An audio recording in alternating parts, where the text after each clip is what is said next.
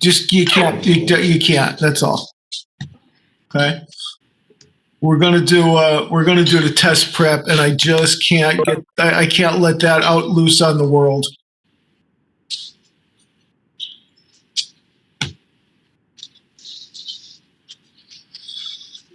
Oh, come on. I'm sorry this is taking longer than I expected that it would, but that's all right.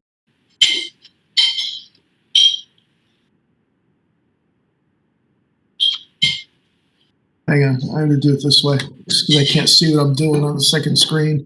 So hold on.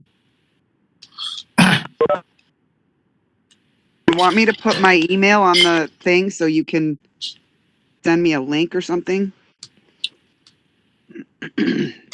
Like on the group chat?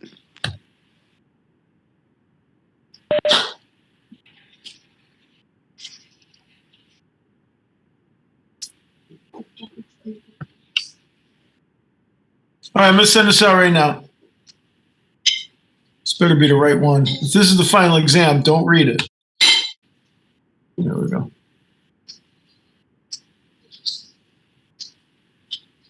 Oh, crap. I got to all set it all up. Damn it. Never mind. I'll do it another time. I think I forgot to put a comma or whatever the hell they want in between. So I'll have to get that set up. All right, maybe I'll do it next hour if I can get to it. All right, let's get started. All right, we're going to start, excuse me, we're going to start talking tonight about fair housing. Give me just one more second to go over my attendance, which I did not get a chance to finish. And I will, if I can't get this out to you tonight, which I think I will, then I will get it out to you on our next class. Next class as well. So we're going to do test prep next class. The other thing that we're going to do next class is I'm going to send you an evaluation. You need to do the evaluation. You do it in class so I can make sure that it gets done. But it's very important to the school for whatever reason, not so much to me, but very much important to the school that you do the evaluations. So we figure if we do it in class, I got a little better shot of you guys actually doing it. So we're going to do that in next class as well. So again, we'll do test prep, we'll do evaluation, and that should be about it. I suppose if there's anything left over from tonight that we need to go over, we'll do that as well. But that's my plan for our next class, which, by the way, is our last class. Are we then not doing another class on that Tuesday? I can. What I usually do, and I'm happy to do it this time as well, is I'll open it up to you, and like I'll get online, and hold on one second. I'll get online. I'll be available to you. I'll be available to answer questions for you. I'm not going to have anything prepared. It's not going to be a formal class. But if you've got any questions, if you got something that doesn't make any sense whatsoever, which I certainly understand, and you want me to go over things a little bit better, whatever, that's fine. I'm happy to do that as well. So not a formal class, but we could do sort of like a question and answer. I can review some of the math concepts that maybe you weren't catching on to or whatever. So whatever you want. But yeah, I could do that on Tuesday. If everybody's up for that, I'll be happy to do that. Are you guys up for that? You want me to do that? Yes. Are we in the red book or the yellow Okay, book? we're doing the math. We're doing the math, Mariah. Yeah, we're back to math. It's math day. All right, a little bit of new law. But just Patricia, just you know, there's only one more math thing stuff. Okay, only one up on the screen right now. We'll not be doing this all night again. I promise. No, there's only one more math day. There we go. All right. Next week we'll finish up our little practice task. So this will require, just like you have to provide, tax information and such. This will require that you provide your last full year's energy bills, which I thought was pretty funny because I sure as hell don't have my last full year's energy bills. I have no idea where I would even go to get it. So it's a nice idea, and it'll pass because it's very consumer friendly, and we want to have friendly consumer stuff going on here. We go so. Anyways, keep your eyes peeled. That's just a little bit more new law that you're going to have to learn later on down the road. And just so that you know, when I say that, when I graduated law school, I was so pleased I would never, ever have to learn anything again in my whole life. Well, guess what? Didn't quite work that way, people. Won't work that way with you either. Yeah, and then they had to change the Constitution. Terrible, terrible. Well, you too. Stop helping me. Okay. All right, so tonight we're going to talk about fair housing discrimination.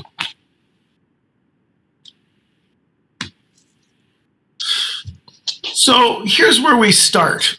Excuse me.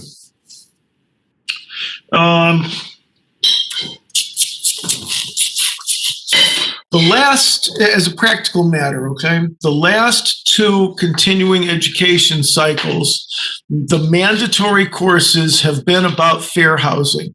Okay. And I tell you that because it just seems to me, based on that fair housing is a big deal and it's something that they care a lot about. And as such, it's the kind of thing that you may well be expected to know for test purposes. Okay. So, and again, I'm not telling you that I've got any kind of insider information about, there's going to be questions about this. What I am telling you is that it's the sort of thing that they care that they care a lot about, and I would think would show up on the state test. So pay attention. I guess that's where that goes. All right. So housing discrimination, fair housing. It's all about giving people the opportunity to live where they want to live. Not that big a deal, right? Without, excuse me. Without regard to issues of their race or religion or whatever, and all those sort of improper categories that we'll talk about. And I have an article, I did not call it up to show it to you, and I apologize for that, but let me see. It's an article from the Hartford Courant not too terribly long ago about, it's entitled, Fair Housing is Alive and Well, and it deals with things that are happening in Connecticut right now. So this is not something that's nice and academic. This is something that's very real, and that it's an institutional problem.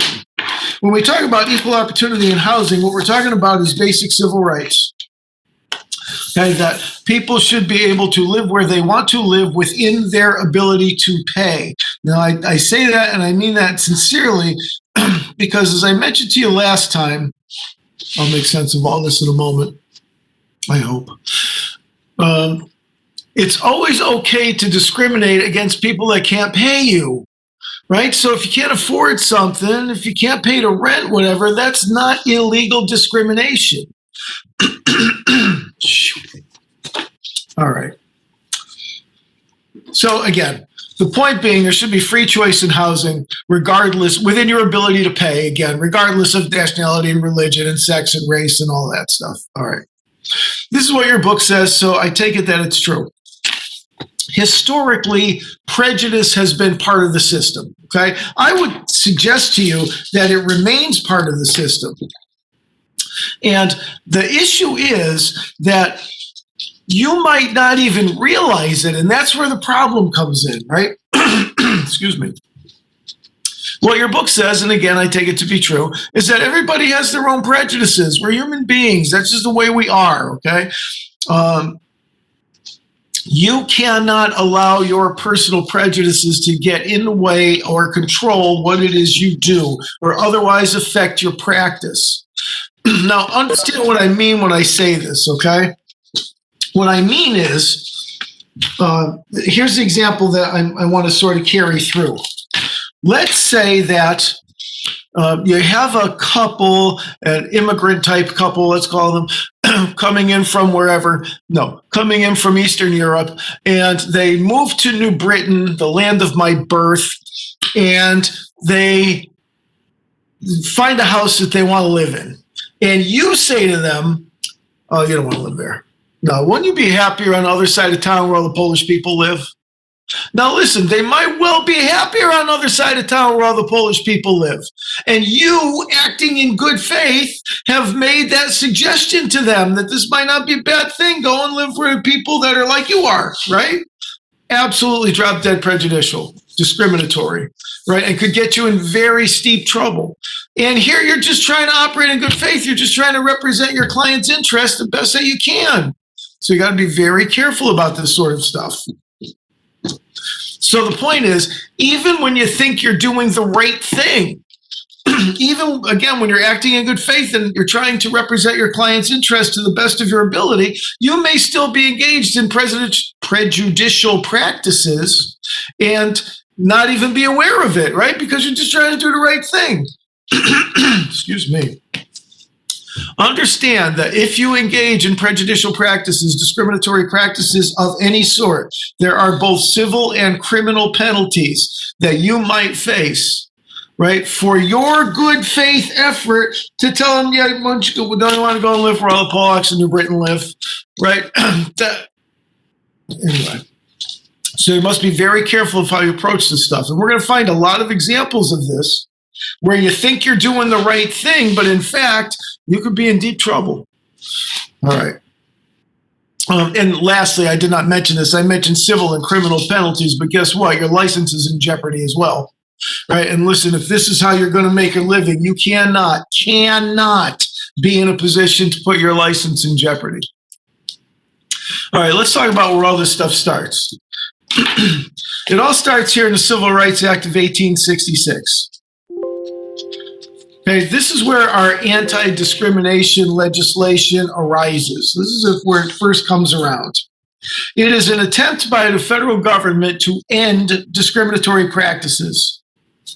And Civil Rights Act of 1866, it prohibits discrimination based on race in every property transaction. That's the way the law is written, okay? Prohibits discrimination based on race in every property transaction.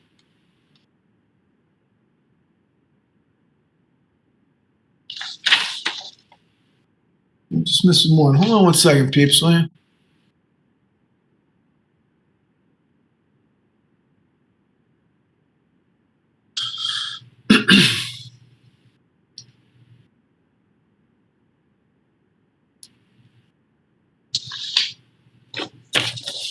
Okay. So that's federal law, okay? We got federal law, we got state law. That's going to come in handy at some point. And this is how the law develops, all right? So that's the Civil Rights Act of 1866, the first attempt to end discrimination in the United States. How'd that work out? Not so well, I would suggest. All right, then the law develops. In 1896, the United States Supreme Court decides this case called Plessy versus Ferguson, okay? Plessy versus Ferguson was a Supreme Court case that dealt with discrimination. And the holding, the rule, if you will, the rule established by Plessy versus Ferguson, and please excuse the anachronistic language, but the court said it was okay for blacks and whites to have separate but equal facilities. So you're going to have separate facilities for the races, so long as those facilities were equal. Okay? How'd that work out? Yeah, not much better than the original, anti-discrimination legislation did. And then a bunch of years go by, and we end up in 1954 with a case called Brown versus Board of Education of Topeka, Kansas. I like to say Topeka, Kansas, because everybody knows Brown versus Board of Education, but nobody knows it was of Topeka, Kansas. Anyway, Brown versus Board of Education, Topeka, Kansas, said something extraordinary. The United States Supreme Court said something extraordinary, which it never does. It said, we, the United States Supreme Court, were wrong. We were wrong. We were wrong. When we decided Plessy versus Ferguson and we said separate but equal, we were wrong. Okay? That rule of separate but equal is not a valid rule. It was a bad rule. We shouldn't have had that rule. We need a rule that says integration, that you cannot discriminate, period, case, close, end of story, right? And so it was that because of that case, Brown versus Board of Education, that all the real anti-discriminatory cases started happening and all the real legislation started happening. And then as we progress, you see I think I have Jones versus Meyer in 1968. In 1968, okay, the United States Supreme Court upheld said it was constitutional, the Civil Rights Act of 1866. It took them 100 years to say, oh yeah, anti-discrimination, that's pretty cool, yeah. 100 years it took them. Jones versus Myers said, based on the anti-slavery amendment of the United States Constitution, Jones versus Myers said, any discrimination in sale or rental of real estate is bad, can't happen. No discrimination in sales or rentals of real estate. Now, since that time, there have been a lot more cases and a lot more categories of discrimination that is illegal, okay? Jones versus Myers said you can't discriminate based on race. Since that time, the prohibited protected categories, we call them, all right? The protected categories of people that you can't discriminate against has expanded to include that you cannot discriminate based on, you ready? Ancestry, ethnicity, culture, linguistics, national origin, and others that we'll get to. Okay, so discrimination based on any of those things is prohibited, is illegal.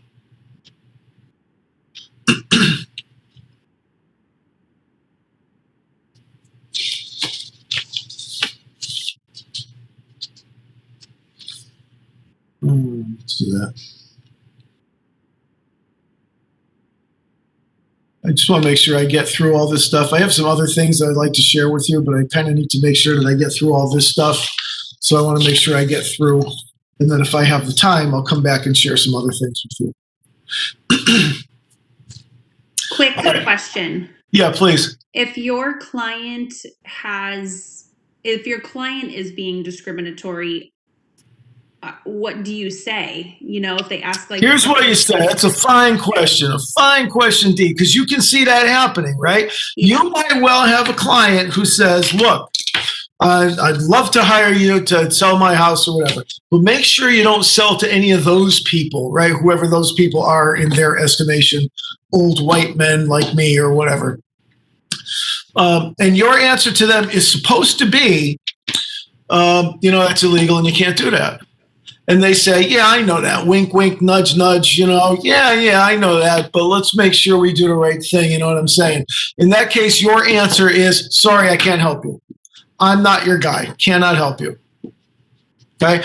The reason being, there is so much at stake for you as a result of this. So you could lose your license, you could lose your livelihood, you could be subject to criminal and civil penalties. You can't take that chance. Right? What happens when the nice old white couple comes over and they want to look at that house and you say, it's on the market. It's been sold. Yeah, it's under contract, whatever. And they find out you're lying and they report you. You're going down. End of story. Okay, so the right answer is, sorry, I can't help you. Okay. All right, let's move on. So, subsequent to Jones versus Meyer in 1968, Congress passed Title VIII of the Civil Rights Act of 1968. Right, this is all with respect to housing particularly. And then in 1974, they passed the Housing and Community Development Act. And then in 1988, they passed the Fair Housing Amendments. Those are three separate laws, okay? But we refer to these three separate laws together as the Fair Housing Act. Right? So when we're talking about the Fair Housing Act, we're talking about those three laws, Title VIII of the Civil Rights Act, Housing and Community Development Act, and the Fair Housing Amendments of 1988. These are the categories. Okay, no. The Fair Housing Act says that you cannot, will not, shall not discriminate based upon all of these things, right? Race, color, national origin, religion, sex, family status, disability. All of which, by the way, have their own special meanings at law that we'll talk about.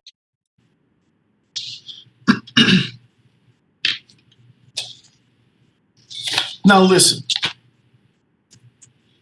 The United States Supreme Court, they decide laws, right? They interpret laws, and the legislature makes laws. And you don't really know what a law says until a court interprets the law and applies the law for you. But I can tell you this, there are exceptions to all the laws, okay? For example, you've heard this one, right? You have rights of free speech. That doesn't mean you can yell fire in a crowded theater. The United States Supreme Court said your right to throw a punch ends at the tip of my nose. You think you have freedom of religion. Well, my religion calls for virgin sacrifices in my backyard. That's not happening, right? It hasn't yet. I'll say that. It hasn't yet. All right. So no laws are absolute. And this is the same deal here, okay? So, for example, we have this thing, family status.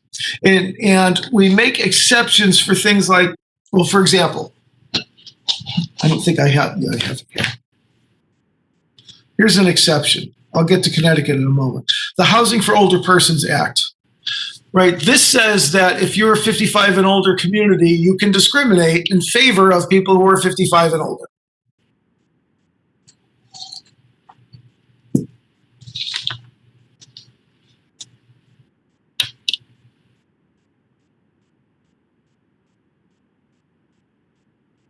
When it comes to house size, like family size, are you allowed to discriminate, like how many people can live? No. No. So Don't even bother to finish the question. Yes, this is a hotly contested area. The answer is no. You can't say one person per bedroom.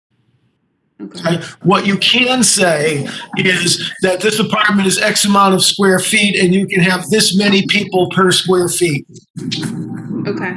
Okay. Otherwise, you're discriminating against families, and you cannot discriminate based on family status.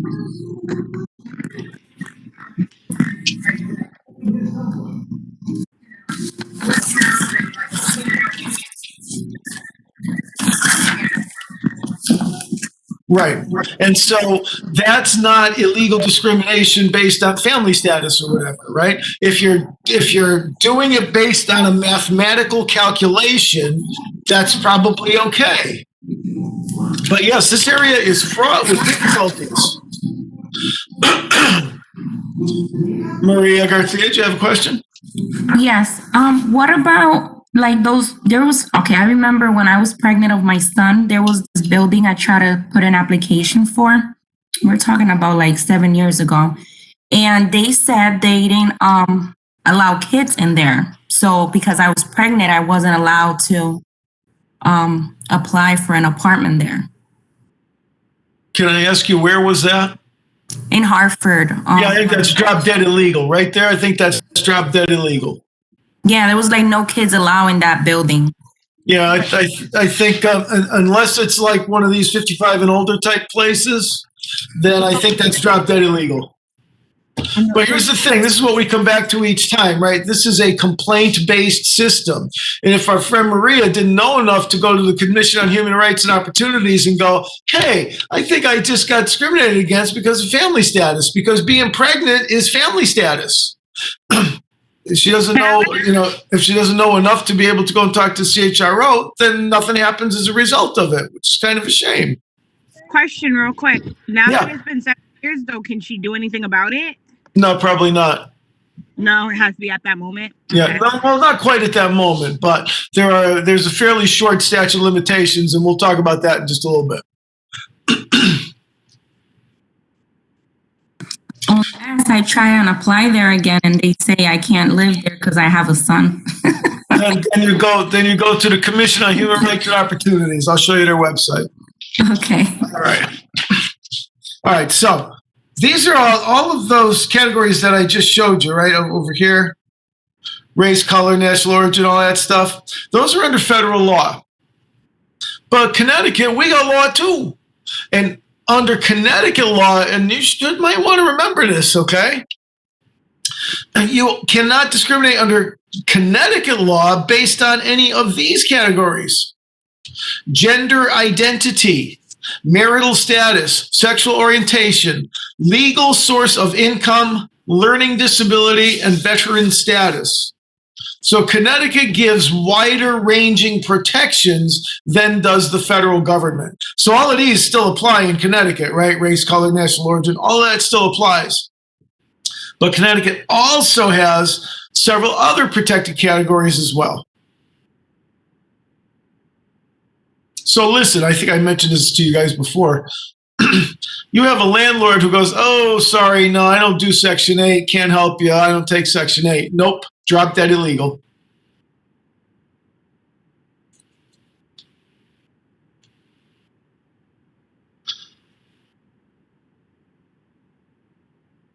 I'm just going to do the poll here while I'm thinking about it. There you go. Again, don't worry about the poll. It's just for my records. I recovered my old computer, people. Yes, I did. Okay.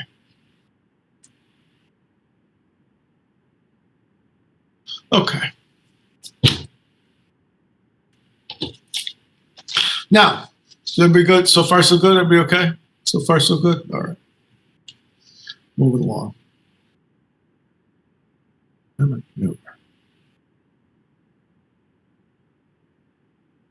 Let's talk about how HUD defines some of these categories that we care about.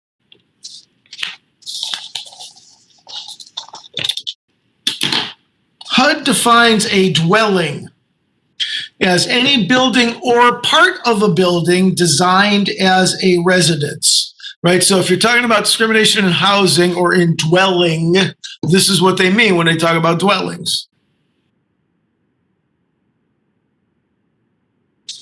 Right, when they talk about family or family status, they're talking about people who are under 18. That's what makes you a family, right? Or if you are pregnant, you're a family, right? We call it the Maria Garcia rule. But you're not, if it's age 55 and up, then this doesn't count because that's a special category. All right, we're going to be talking about the Americans with Disabilities Act here in a moment. Let's talk about a disability. Here I have for you the definition of a disability. Any physical or mental impairment that substantially limits a major life activity.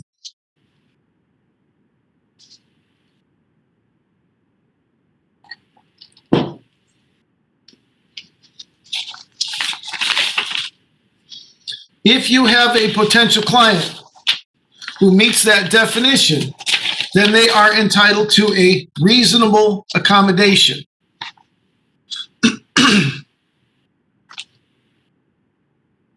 Well, no, it's a.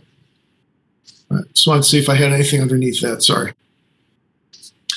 They are entitled to a reasonable accommodation.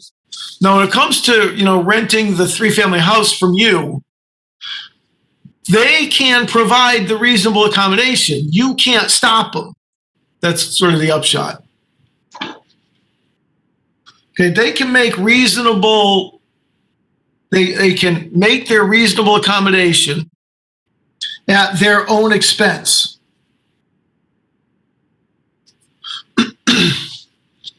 So I think what the law has in mind, and forgive me, it may just be that I'm narrow-minded, my focus is narrow, but if you have a tenant that wants to rent your property and they can rent the property and they've got the financials to back it, et cetera, but they need a ramp to get up to their apartment, then you got to let them put in a ramp. You can't say, no, sorry, you can't put up a ramp. There seems to be some law that says you can, however, make them give you a bigger security deposit.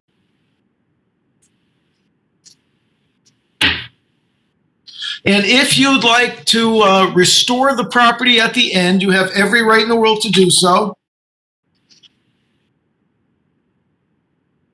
Hold on one second. I gotta yell at my kid.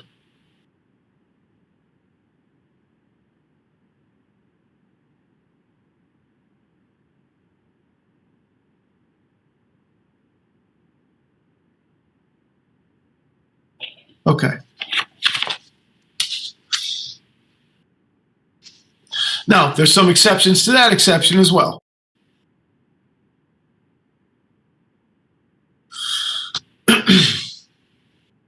There's things about fair housing, like if you have well, no, let me start here.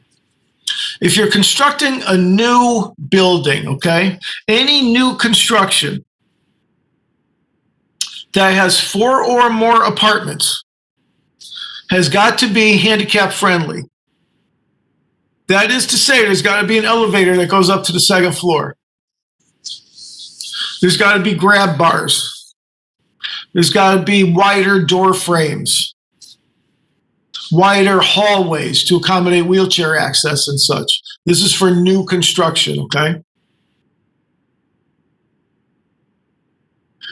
If you have a building that is designed for handicapped people, you can limit who lives there to handicapped people. So you can discriminate in favor of handicapped people.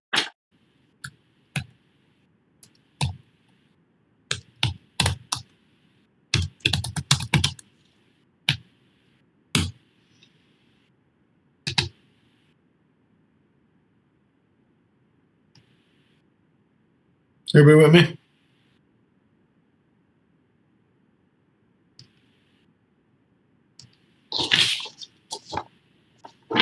Okay. So that's fair housing. Let's talk about exceptions to fair housing. Okay. Times when fair housing does not apply. So if you want to read between the lines, that means times when you can, in fact, discriminate against somebody.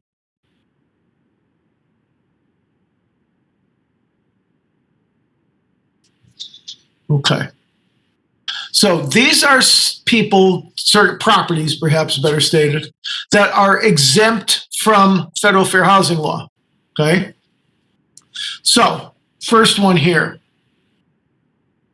If it is an owner-occupied property with 4 or fewer units, you can discriminate. So if you have a 3-family house and you live on, right, owner-occupied, and you live in that 3-family house, you can discriminate regarding who lives there. Now note, in Connecticut, and this is important to know because you might see this on the test, it's 2 units or fewer. Okay, so it applies as well, like if you're renting a room in your house. It applies if you're renting a room in your house, right? This same exemption applies. So you can discriminate if you're renting a room in your house. But the example I used earlier, right? I said if you got a 3-family house and you live in one of the on that premises, right? You can discriminate under federal law, not under Connecticut law. Connecticut is 2 units or fewer owner occupied. So that's the first exemption. So those are a type of property that federal fair housing law does not apply to.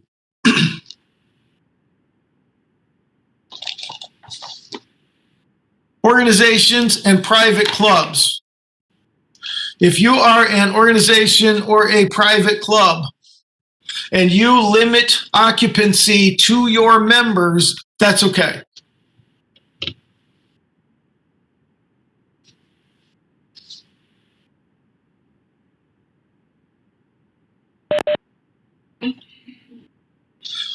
I'm glad you should ask.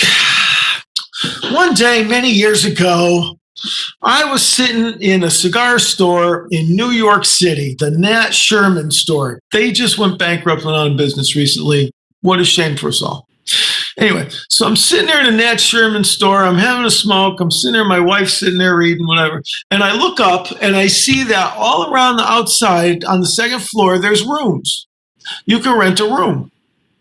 right? So if you are a member of the Nat Sherman Room Club or whatever, I don't know, you could stay there. Right? So long as, according to the law, so long as you don't rent it out to the public and you just let members stay there, you can just let members stay there.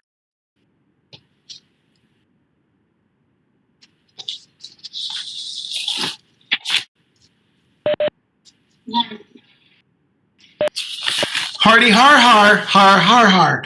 Maybe, I don't know. Maybe not. I don't know. Listen, I was just there to have a cigar, okay? Okay. All right. Here's another circumstance where federal fair housing law does not apply. In the sale of a single family home, so long as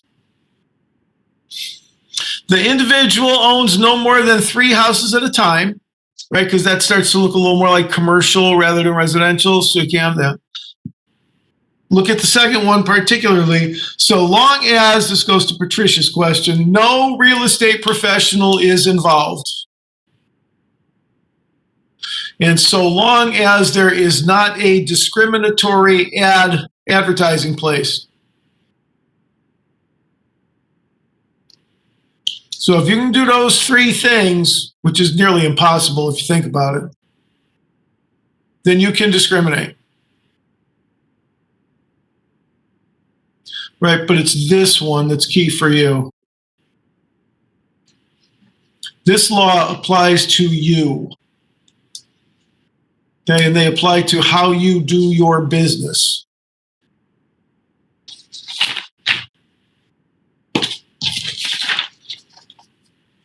What if the homeowner selling the house wants the house to go to somebody who won't knock it down? You know, like they don't want to sell to somebody who's just going to knock it and use the lot to build something new. They want like a family who's going to appreciate the house. That's discrimination based on family status. So you can't like weed through people who promise they won't knock the house down. No, I don't think you can. Okay. I really don't. I think that's what we call pretextual. They do it on Hallmark all the time. I wrote a letter to the homeowners, and I don't know whether that was their deciding factor, but I have met them since then, and she said, "Oh, I loved the letter." She said, "I wanted it to be somebody with a family that was going to use it as a family house." That's exactly what I was asking, because I think it happens a lot. I know people submit a lot. Yeah, and so I think that, let me just say, you have to tread carefully. You know, I'm also a big believer that when you sell something, you can't control what happens to it afterward. You know, it's mine, and I'm going to do whatever the hell I please. And listen, if it's me, I'm going to tell you all day long, oh, yeah, I'm not going to knock the house down. Oh, absolutely. Never knock the house down. As soon as you're out of there, screw you, right? Take it down to the ground. And there's not a thing you can do. Now, listen, there is one thing that you can do, right? Fee simple defeasible, right? Fee simple determinable, right? You can buy this house so long as you leave it standing. And I'll say this, when we get to that part of the deal, I'm going to go, no, find somebody else to buy this house. I'm not buying it. Just saying. All right, let's go. Religious organizations. If you belong to a particular religious organization, and that religious organization rents out properties, whatever, to their people, that's okay. They can discriminate based on religion. But that's the only grounds that they can discriminate on.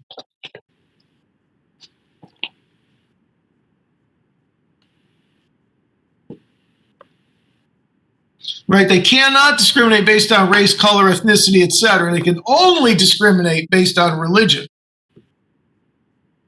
That, people, is what you call lobbying.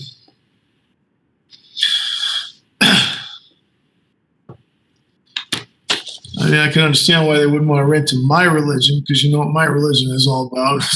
All right, anyway. All right, we've already talked about housing for older persons, right? Housing, if you have a place that you designate as 55 and older, then it stays 55 and older. All right, let's talk about the Americans with Disabilities Act.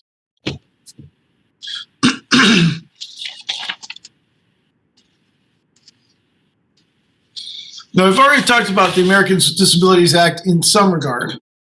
We've talked about it in terms of having to allow or provide reasonable accommodation when it comes to people with disabilities and their rental or purchase of the home. By the way, in Connecticut, and you should notice, trust me when I tell you, it also involves hotel rental. That type of discrimination as well is prohibited in the proper term is public accommodation.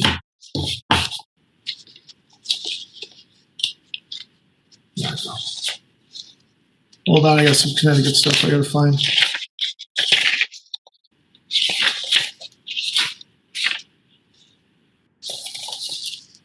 Okay. All right. Now, when we talk about the Americans with Disabilities Act, let's just change our focus just a little bit. This time, let's look at it as you growing in your field and becoming a broker and employing other people, right? The Americans with Disabilities Act applies to that employer-employee relationship as well, right? Even though we got an independent contractor, all that nonsense, right? Still applies under these circumstances. The Americans with Disabilities Act.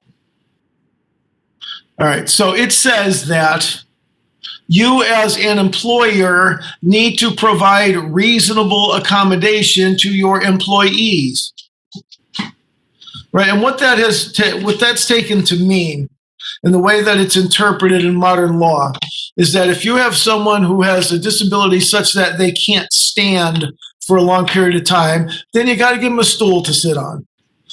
Okay, if they are hearing impaired, there's certain things that you can do to the phone system for amplification purposes, etc.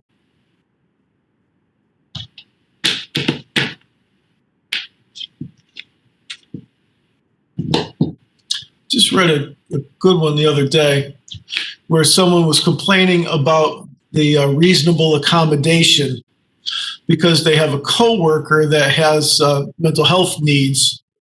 And so I don't mean to laugh. The employer's reasonable accommodation to this employee is to make the other employee do all their work. Okay, that may not be reasonable. Yeah. Let's see. I have a question. What about the home care field? There's a lot of older folks apply for like personal care assistant work or like 24-hour live-ins. Uh-huh. And let's say if they have like a messed up shoulder or they have back issues and they can't lift a patient or a client, and the company doesn't hire them because of that, is that discrimination? Okay, the answer is it's discrimination. Is it illegal? No. And the reason is, if someone is unable to do the essential job function, with or without an accommodation, right? Or it should maybe better stated, even with accommodation, if they cannot perform the essential job function, then they can be denied that job. Okay, so if the lifting is part of the essential job function and they cannot perform that function, then no, they cannot be hired and is not discriminatory. Right, it's not discrimination based on disability. I'll give you just another example because I can remember learning about it, and this is the way that we learned it. If you apply for a job with the FBI makes you run a mile in a certain amount of time. If you show up at that test in a wheelchair, you cannot run a mile within that amount of time. So running a mile within that amount of time is an essential job function, and you cannot perform that job function. So you're going to be denied that job. right? And it is not illegal discrimination. Okay. All right. Thank you. Of course. About the ADA though, doesn't that come into play? Yes, but this is what the ADA says. Really? Yeah. Yeah, the ADA says you have to have reasonable accommodation, but you also have to be able to perform the essential job function. Right? If you can't perform like what's required of the job, then no, then that's not discrimination. That's not illegal discrimination. Okay, let's move on. So far, so good? Everybody reasonably happy? Okay.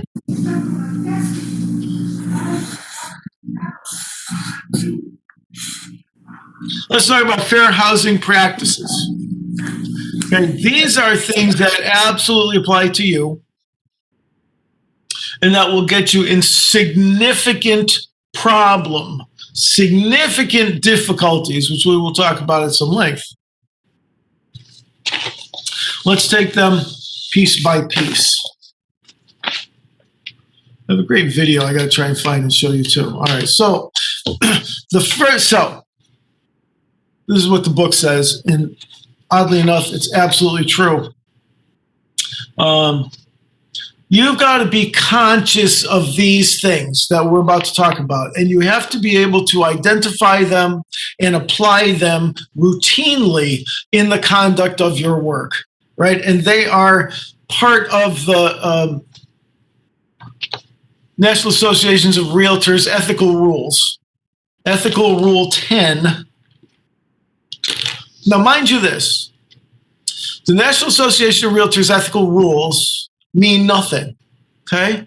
Think about it. What happens if you violate the National Association of Realtors Ethical Rule number 4, whatever that is, I don't know. What happens? Do like the NAR police show up at your front door? Put down the real estate contract and put your hands against the wall. What do? Right? In and of itself, those ethical rules mean nothing. However, they have been adopted by the Real Estate Commission in some form or another, right? So they do apply, just not quite in that form. So in any event, you got to be aware of all these things. You got to figure out when they show up, and you got to be able to address them when they do. All right, so let's start by talking about block busting. Block busting is encouraging someone to get out. Right? Encouraging someone to sell by claiming that the property values in this area are going down. Back in the day, this was known as the white flight. Right, when the real estate people would tell everybody, ooh, the black people are coming into this community, you better move out because property values are going to go down. Ooh. Okay, that's what blockbusting is. It's encouraging panic selling. You cannot even suggest that the property values are going down because of the influx of a certain type of people, if you will, into the community.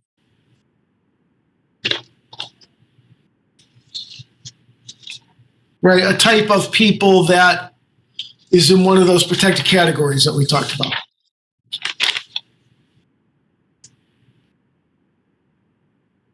Okay, another way they put it, and I'll just read it off to you, is that it is illegal to assert that the presence of this protected class of people will result in a decline in property values.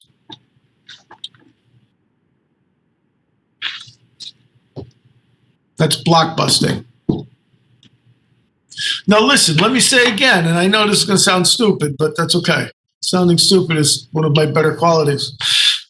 When you go to your clients and you mean it, that look, the property values are declining in this neighborhood, what can I tell you? Why is that happening? Now you got a problem. how you approach that part of the question is going to have a dramatic effect on your career. All right, so that's blockbusting. Everybody okay? No, you can't be okay with it. Everybody understand that one? Blockbusting, we good? Let's talk about steering. Steering happens when you channel people into a particular side of town. All right, into a particular neighborhood. Or you discourage someone from living in a particular area.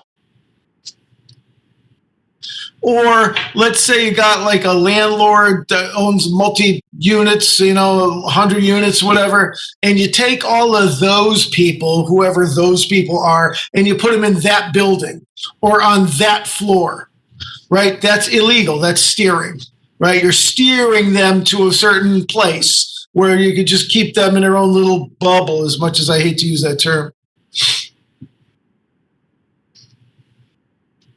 Here's where this gets a little hinky. Let's go back to my earlier example and say that I have a Polish couple that comes to me and wants to live in New Britain. And the Polish couple says, I want to live where all the Polish people live in New Britain. Not an unreasonable request, right? What happens when you just show them properties in that area of town? Are you engaged in steering? Maybe. So then what are you going to do? Well, what you're going to do is you're going to offer them other properties not in that area of town, right? What's their requirements? 3 bedrooms, 2 baths, 1,500 square feet, finished basement, I don't know, right? So you present them with some other options. Hey, Polish couple, here's a nice 3-bedroom, but it's not in the Polish community. What are they going to say? They're going to say, what are you, stupid? Don't you understand what I'm asking you to do? Right? I want to live in this area with the rest of the Polish people. I don't want to live over there. Uh-oh. Have you been now engaged in steering? If you just show them listings from the Polish area of town, ooh, babies, that's a close one. That's a close one. Mark, I have another question. I'm going to finish, Mariah. Don't ask it yet. So what are you going to do? Here's what you're going to do, babies.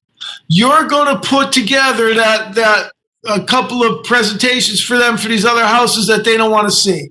And you're going to say, look, I know you're not interested in that area of town, but here's a couple just I thought you might like to take a look at. They're going to say no thank you or whatever they say. And you're going to go back and you're going to write in your file, damn it, immediately, because it has to be contemporaneous to the things happening in order to get it into evidence. You're going to write down, show them a couple of 3-bedroom, 2 baths in the other side of town. They said no, they want to live in the Polish side of town. Okay? In my field, we call that evidence. And I'm going to need that later, right? For when you get sued for discriminatory practices. And you can. There's an example in your book. I'll read it to you when I pull out the book here, but I'm not there yet. All right, I'm sorry, Mariah. Go ahead. I'm ready for you now, buddy. Go ahead.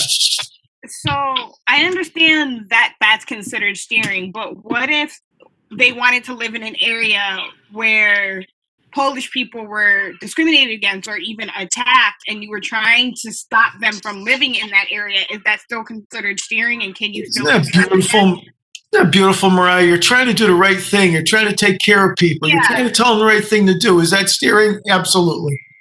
Oh, okay. Yeah, right? It doesn't make any damn sense. You're trying to do the right thing for the right people. It doesn't make any sense. But there it is. There it is. Mark.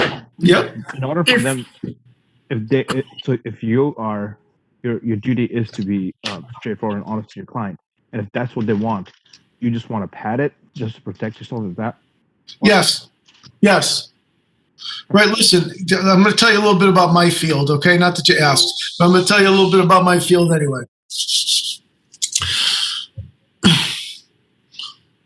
When things go south and there's a lawsuit, okay, I'm going to need to have evidence to back up my defense of you, to say that you did not engage in a discriminatory practice, right? Even if I say you just engaged in a discriminatory practice but for good reason, that's not good enough. I have to show that you did not engage in a discriminatory practice. In order to do that, we're going to have some documentation to back up what we say, right? And that documentation by under evidence law, right, which this class is not about that, but nonetheless, evidence law says that if I want to bring something into evidence in court, right, excuse me, if I want to get your file in, your electronic file, your paper file, whatever, if I want to put that in evidence in court, then whatever notes you make have to be made at or close to the time that the thing happened, right? You can't sit there for like 6 months and then go, oh, shoot, what date was that? Oh, yeah, June 2nd. We had that talk about living on the other side of town. No, it's got to be reasonably contemporaneous with the incident, okay? So I'm very hot and bothered about telling you, you got to keep your file, you got to keep your notes, you got to keep them updated, and you have to do it contemporaneously. Otherwise, I'm not getting it into evidence. Right? That same holds true for computer files, right? There's going to be metadata that tells me when you actually created it.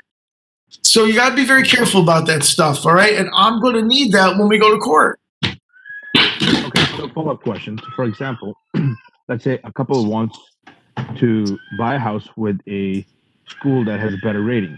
And let's say there's two high schools. Like, for example, West Stratford have two high schools, right? All high, counted high, right? Yep. And they want to live in the higher percentage ranking-wise, and they want to live close to one of the particular school. Should you show them on the other side as well? I think Is that steering? I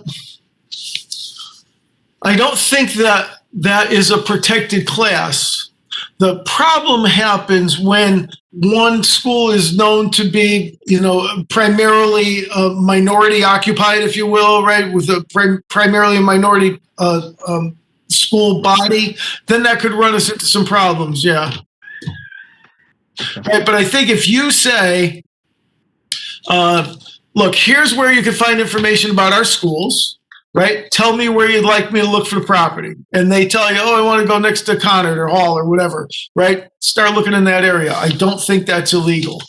Now, listen, I've been wrong before. Courts change things. So just saying. Got it. Thank you. All right. Everybody okay so far?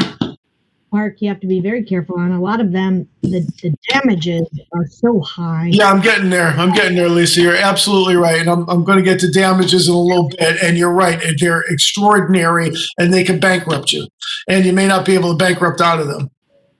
All right, why don't you guys take a few? I'm going to try and put together that fake test for you just so you can see what it is we're dealing with. It may take me a couple of minutes, so forgive me. And then come on back. We'll do. Please.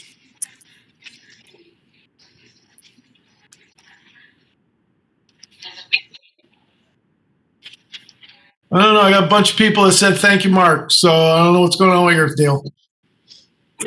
I didn't get mine either. I'll resend. I'll resend it. All right. I may not be tonight, but I'll resend it. All right. Yep.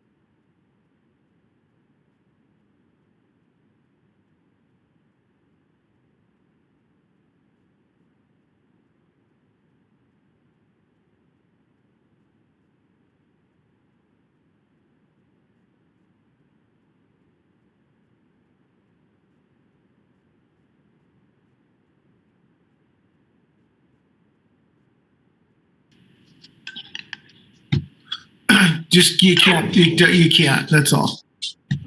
Okay? We're gonna do the test prep, and I just I can't let that out loose on the world.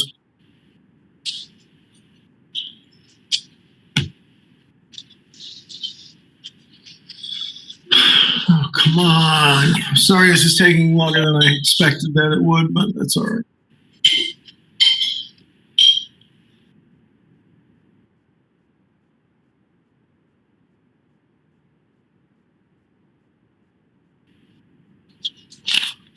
Are you guys up for that? You want me to do that? Yes. Are we in the red book or the yellow Okay, book? we're doing the math. We're doing the math, Mariah.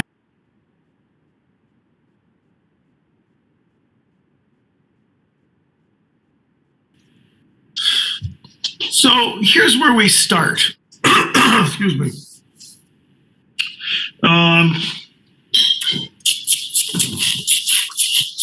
The last, as a practical matter, okay, the last 2 continuing education cycles, the mandatory courses have been about fair housing. Okay. And I tell you that because it just seems to me, based on that fair housing is a big deal and it's something that they care a lot about. And as such, it's the kind of thing that you may well be expected to know for test purposes. Okay. So, and again, I'm not telling you that I've got any kind of insider information about, there's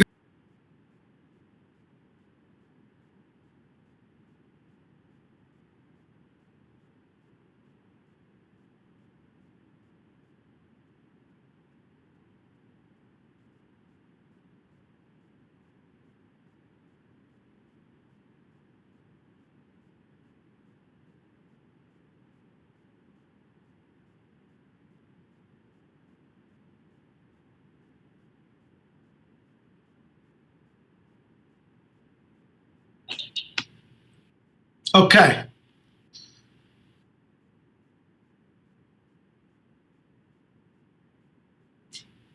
Okay, here's what we're going to do. I think I got it worked out.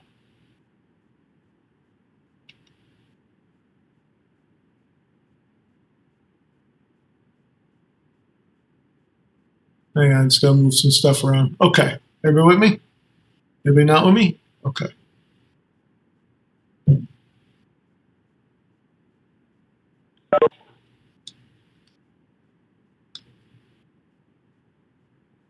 All right, I'm going to send to you the final, not the final exam, but the not final exam, just so that you have some idea what it will look like when you get it, okay? Everybody with me? Promise, promise? All right, here we go. All right, it's been deployed. Do you need to take any action or? Yeah, do it. I mean, it's like a couple of questions like, how are you? How's it going? It's nothing huge. Okay, do you want us to do it now or? Yeah, absolutely. Do it right now. There's 2 questions. We can handle it. All right. And you don't have to be honest. I don't mind. Mark, I'm done with this class, dude, okay? I'm done. Okay, if you did not get one, you got to let me know. And you got to let me know quick. I don't think I got anything. I didn't either. Take a look in your... Neither did I, and I checked spam too. Mine went into spam when I got Yeah, it. if you're using Gmail, check all of the tabs because sometimes it goes into different tabs.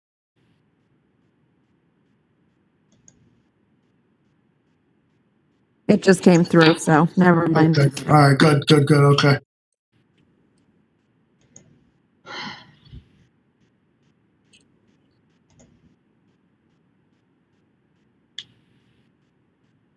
I still don't have it.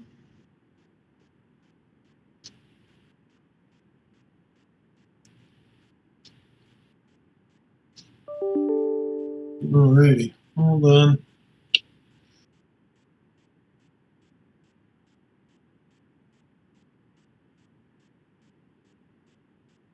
All right, who still needs? Who hasn't gotten? I need I it, did- please, Mark. I'm sorry. It's Lisa. I need it. It's at age. And Claire. Haven't seen it yet. Okay, hold on. I gotta make note because Yeah, I also need it. All right, here's what I got for email addresses. Hold on. Somebody tell me where I've gone wrong here.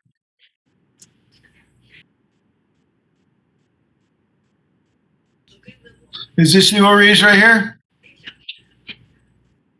Yeah, that's me. Right there to you? Yeah. And the one above it's me. Okay. Did you check all the tabs in Gmail and stuff? Yeah, I can go and check again. Hold on. Yeah, sometimes it takes a minute because there's so many of you. It takes a minute. I have Gmail and mine was under the important tab. Oh, there we go. That's good to know. I'm feeling better about myself. Thank you. I should know if you've completed it. I get this. Mine was in the spam too, and I had to go. Okay. Shannon, thanks for that. Mine went to important too, Mark. Oh, that's good because this is important. All right, good to know. I've had people tell me different tabs for different reasons, but whatever. Okay.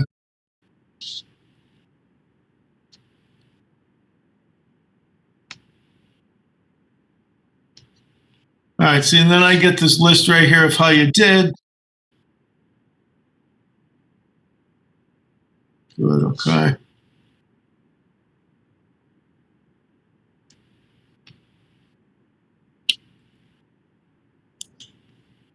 Oh, come on now.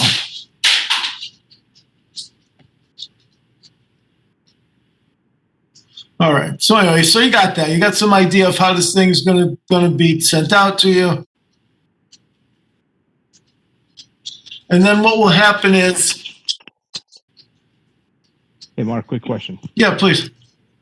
So if you send me my exam on this email, and if I need to forward it to, let's say, my work email and take it on that big screen, is that possible or it's not allowed? Yeah, I can accept that. Okay.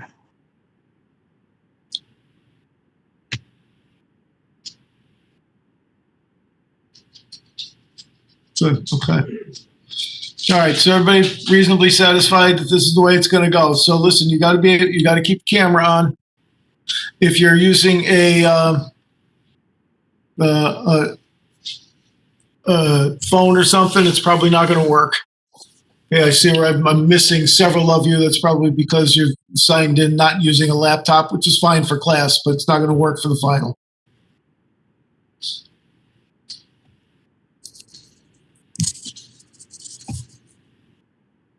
All right, and then what I'm going to have you do, I don't like the way this is working. Oh, you know what? No wonder. I think I screwed up when I sent it out to you. Hold on.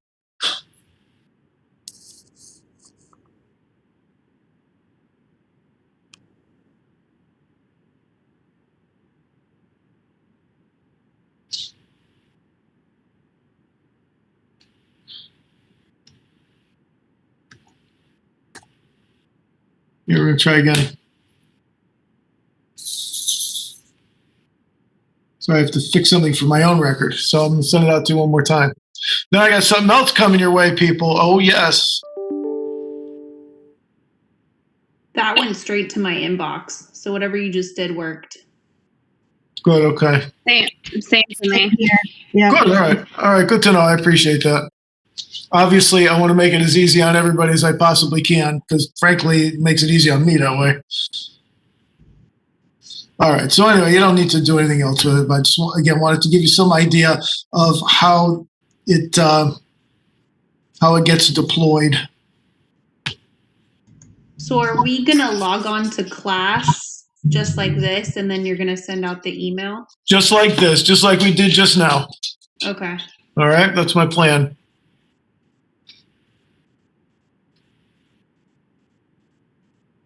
Not seeing the responses the way I want to, which is a problem for me, but that's okay. Mark, do we need to fill out it again? I got another email.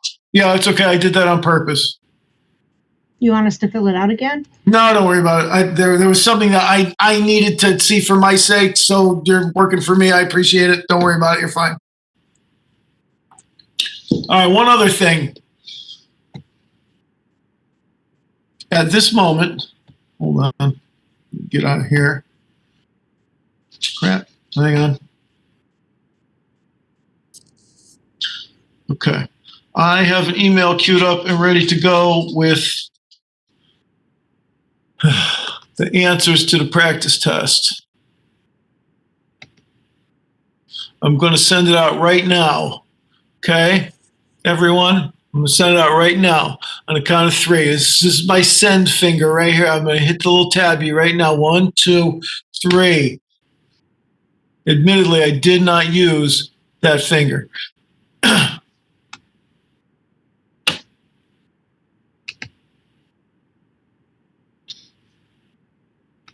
Okay, so it went out.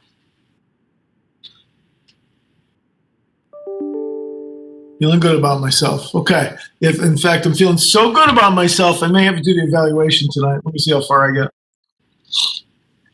All right. Apparently, as I said, listen, I don't do this evaluation of me because I want to see it.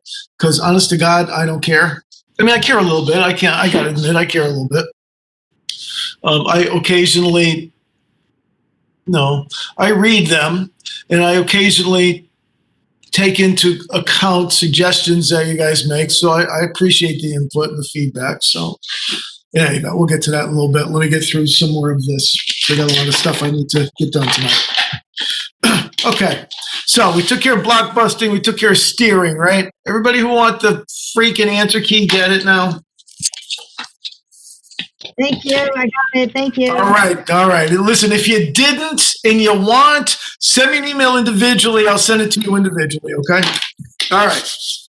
Let's talk about advertising because this is the whole issue itself as well.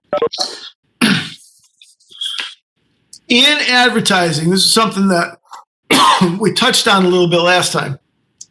You cannot include any language regarding any preferences or any limitations. Hold on, I gotta yell at my kid one more time.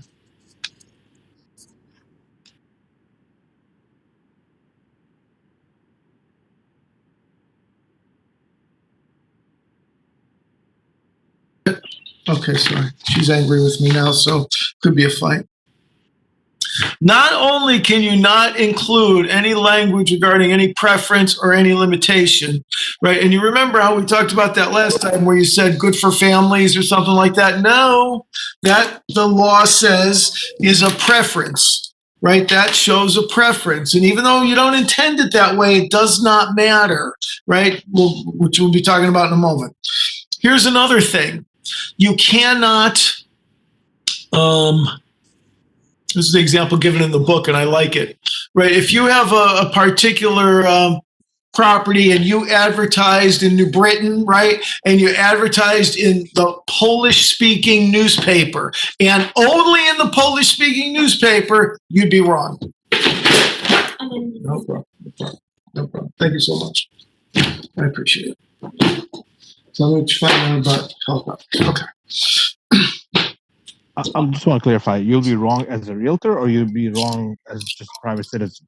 You'd be wrong as a realtor. I mean, you'd be wrong as a private citizen too, but you'd be wrong as a realtor. Right, and here's where advertising is a huge deal. Here, take a look. This is in the book. I like this. I'm looking at, just for your knowledge, I'm looking at page 355 of your textbook, and it says this. The Fair Housing Council of Oregon placed a complaint against the local multiple listing service, the MLS, right? Charging that the phrase adults only over 40 was included in the remarks section of a condominium listing.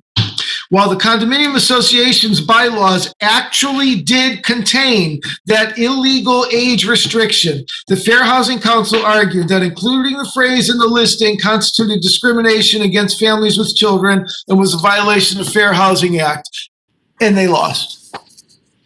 Right? Even though it said in the condo bylaws over 40, and all you did as a real estate agent was parrot what was said in the bylaws illegal. Right? That it's the same deal where if you have your client who says, listen, I don't want those people to be coming over here to buy the house or to rent the property. It's the same thing, right? You know better. It's on you. You individually, I don't mind telling you. All right. Oh, which brings me to this. I have an article from, I don't know how it came from, Inc. magazine, INC Inc. magazine. Using Facebook's ad targeting, you could be breaking the law. Hold on, I'm at a stage in my life where I have to take off my glasses to see. All right. Employers often find themselves on the wrong side of the law when it comes to discrimination. Companies that have run job ads for new grads or digital natives may have violated Age Discrimination Act. Job interviews cross a line when they touch on protected classifications such as age, race, religion. You can now add another path to discrimination, whether intentional or accidental. As ProPublica reported recently, Facebook advertisers can exclude audiences by race. Then there's a quote. The ad we purchased was targeted to Facebook members who were house hunting and excluded anyone with an affinity for African American, Asian American, or Hispanic people. When we showed Facebook's racial exclusion options to a prominent civil rights lawyer, he gasped and said, "This is horrifying. This is massively illegal. Talk about as blatant a violation of the Federal Housing Act as one can find." Babies, you checked the box. That's all the boy did was check the box on Facebook, right? Drop dead wrong. You got to be careful. That's all I'm telling you. You got to be careful. As far as advertising, like relating to schools, can you say anything about, I mean, no. No? If you say it's near the good schools, nope, that shows a preference for families with children. Okay. So it's not because it's a good school, it's because children. Okay. There you go, right? No, it's not like you're discriminating in favor of or against a school, the way that the law says. Right. Right. Well, because the schools are rated, so it's public knowledge what the school ratings are. Right. So it's so at least the way the law looks at it, that shows a preference for families. Right. So the same deal. You can't say walking distance to the mosque or walking distance to the church or the Catholic school or whatever you want to say. You can't say that. Okay. So when you mentioned something along the lines that you would be held as a discriminator if you just do it a particular, like, I don't know, Spanish language newspaper. Right. So one could argue, right, that if the advertisement is only on Facebook and those who are not on Facebook, is that discriminatory? It's absolutely true. But it's not. See, here's where the difference is in us. And you're right. It's discriminatory against people who have money and people who have access to, digital resources and such. But that's not a protected category. Right. Remember, the federal law has set up what we consider to be protected categories of people, and digital, access to digital pulses, I guess, is not one of those categories. Okay. All right. So, but when you do a listing, it's okay to put like the schools there, right? I suppose, yeah. I don't know. I feel very hinky about that. I'm not convinced. I'm not convinced that it's okay to say that it's near the synagogue or it's near the school. I'm okay to say that it's near a bus stop and next to the Walmart and walking distance from the ShopRite. I'm okay with that kind of stuff, but I get really, when we start talking about these categories, and the law is so strong on this stuff and the penalties are so huge that I am really iffy about it. Now listen, your boss may tell you, here's what you're going to do, but I'll tell you this too. If your boss tells you, yeah, put down that you don't want any white people there or whatever, I don't care. All right.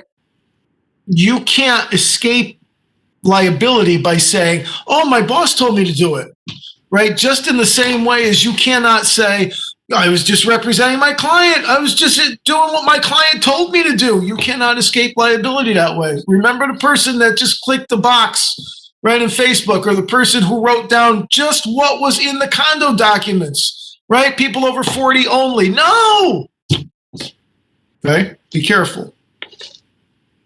Okay. And appraising. Here's the deal with appraising. Appraisers cannot take into account any matters dealing with protected categories in coming up with their valuation. That's the short answer. They may not consider protected classes, protected categories when coming up with their numbers.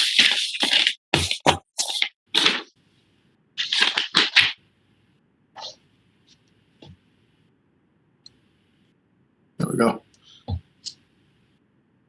And redlining.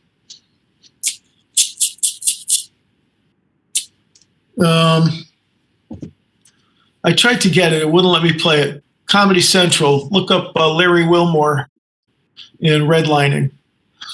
Redlining's system that was Depression era, if you will, and I like to say that it's not at all true. It still goes on today, where banks and insurance companies particularly literally got out a map and would drew a line around certain areas of town and say, no, we don't lend there.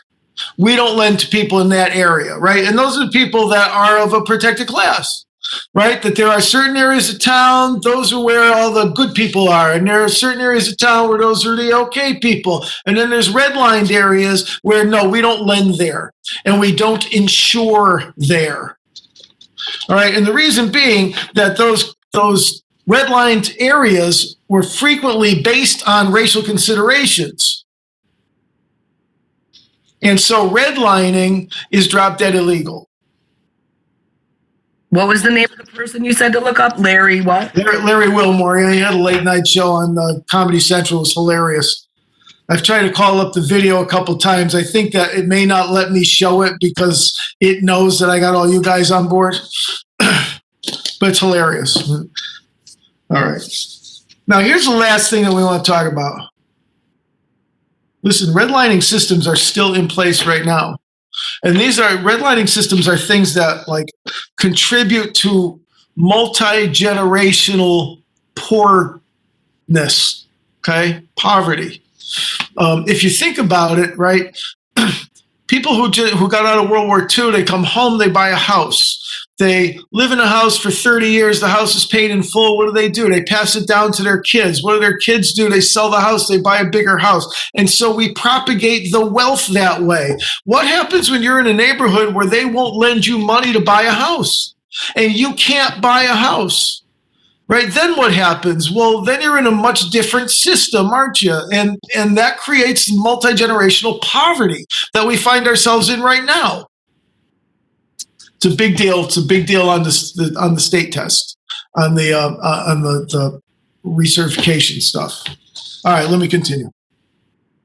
So I can't help to ask this question. Sure, go ahead. So if they're discrimination, this is all considered discrimination, but living in any town, right? You see those classes, those pockets. No question. So what drives that? Is that prices?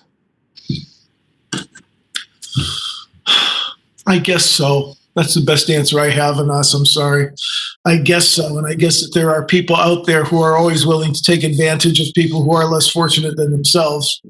And so, right, if they understand that if we keep our rental costs, for example, at a certain level, that it will attract people who can't afford anything more. And what we lack by our monthly rental rates, we make up for in quantity. That's really the only thing I can think of. I could be absolutely wrong, but I guess it's economic factors that drive that. And we all know that's a very difficult cycle to break.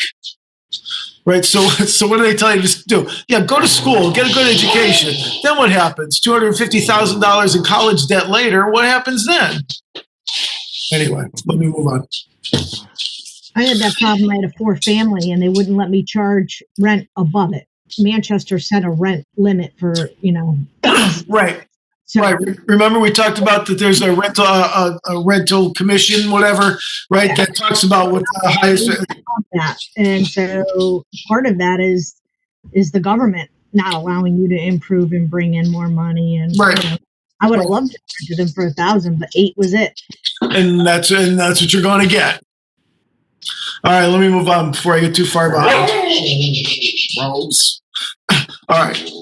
This is key right here, okay? Oops, I'm sorry. Hold on. The innocent intent. It's the effect test. Here's the point. When it comes to all of those discrimination things that we just got done talking about, okay? You can't say, as we would say in New Britain, I didn't mean it. It doesn't matter if you didn't mean it, okay? What matters is what happened, the effect. That's what happened. If there was a discriminatory effect, you lose. It doesn't matter that you didn't mean to offend somebody or that you didn't mean to engage in discriminatory conduct or that you were just trying to fulfill your client's wishes or you just clicked a particular box on the Facebook thing or that the condo association's bylaws said over 40. It's you, right? And if the effect is discriminatory, you lose.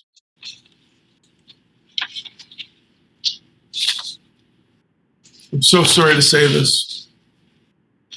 However, in response to concerns about terrorism, you can't ask somebody about what their citizenship status is.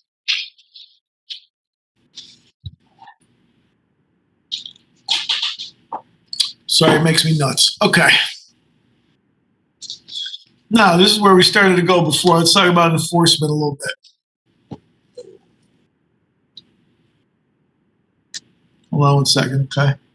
I just want to see what else I got on here. And I think that's all I got. But, okay, I'm in good shape. I'm feeling okay. I'm sorry. So, all right, let's talk about enforcement.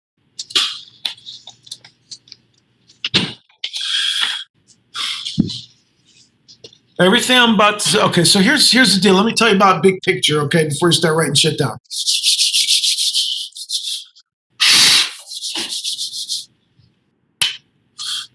The federal system that deals with enforcement of these discriminatory actions, right, happens through the Department of Housing and Urban Development, HUD. HUD's in charge of this stuff, okay?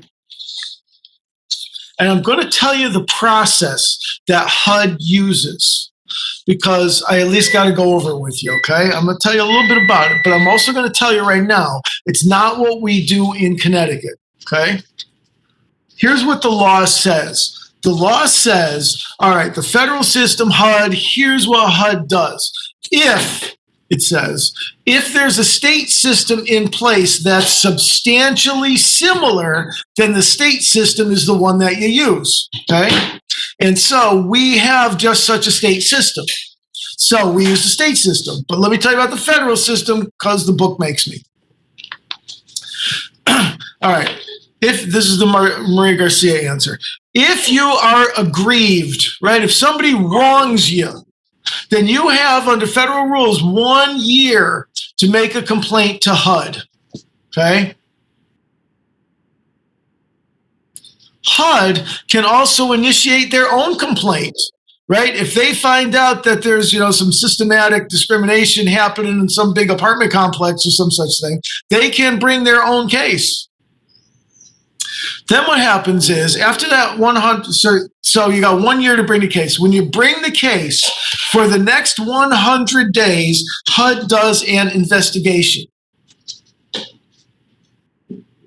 During the time of that investigation, they also try to settle the case.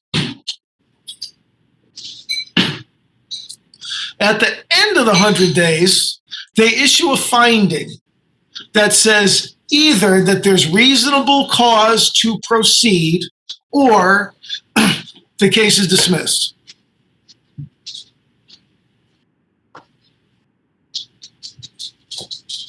I should mention to you, I said that during that 100 days, they can also attempt to settle the case. That's called conciliation.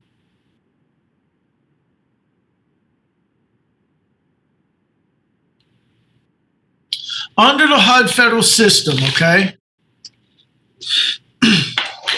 Let's say there's reasonable cause to proceed and you're not able to reach an agreement, you're not able to settle the matter, whatever, you go in front of an administrative law judge, an ALJ.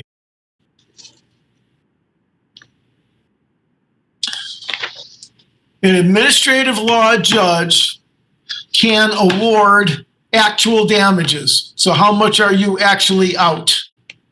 Right? You got discriminated against, you had to go to a place, you had to pay more money, whatever. What's the difference in the two? Whatever the case. So they can award actual damages. They can also award punitive damages, right? Punitive damages are damages that are meant to fine somebody, right? So in this case, right, so they can award punitive damages up to $16,000 for the first violation. So they can charge, let's call it the landlord, right? They make the landlord pay you $16,000 up to for having discriminated against you. And that amount goes up, right? So that if the landlord has a second violation within 5 years, goes up to $37,500. If they have a third violation within 7 years, $70,000. So they can hit up the landlord pretty hard. And they can also order an injunction, which means stop discriminating.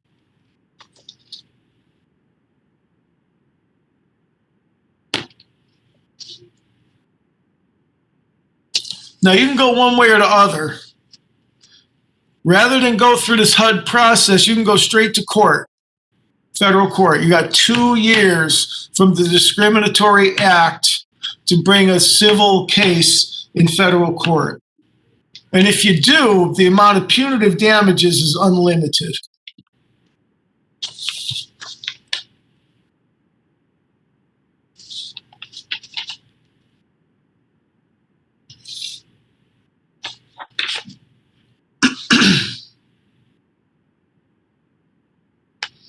See if I can find this for you.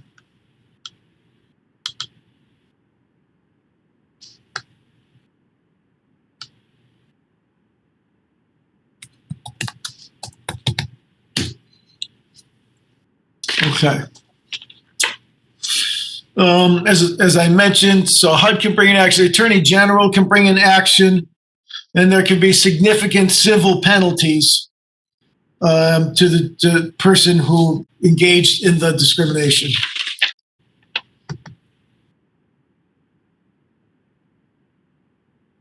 Can you see this? It says Commission on Human Rights and Opportunities. Can you guys see that? Okay.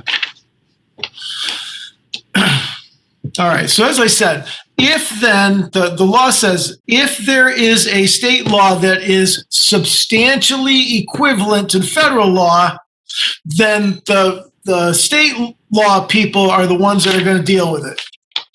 And in Connecticut, these are the people. The Connecticut Commission on Human Rights and Opportunities. I mean this very sincerely. If you want to know anything about any sort of discriminatory practice, whatever, any obligations that you might have, et cetera, et cetera, et cetera, these are the people to call. They have staff attorneys. Their staff attorneys are really good. If Maria Garcia had decided that she was unfairly discriminated against and illegally discriminated against and went to the CHRO, they would give her an attorney to sue that guy that turned her down because she was pregnant.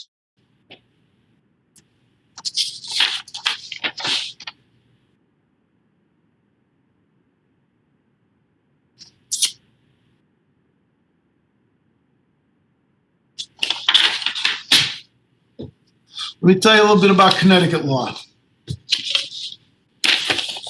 Now that we're into CHRO. Hold on, I gotta find my Connecticut notes.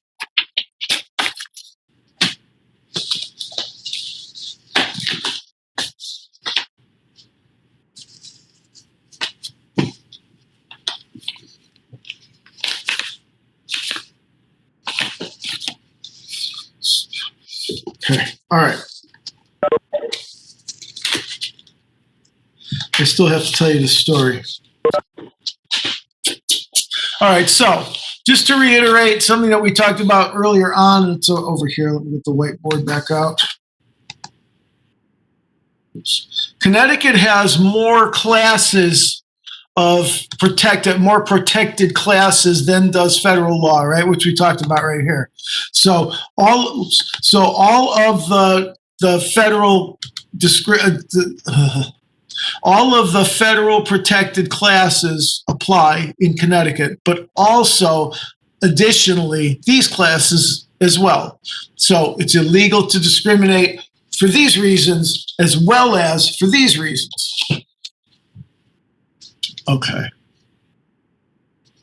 We've already talked about how there's no exceptions for the property owner, right? This applies to them as well.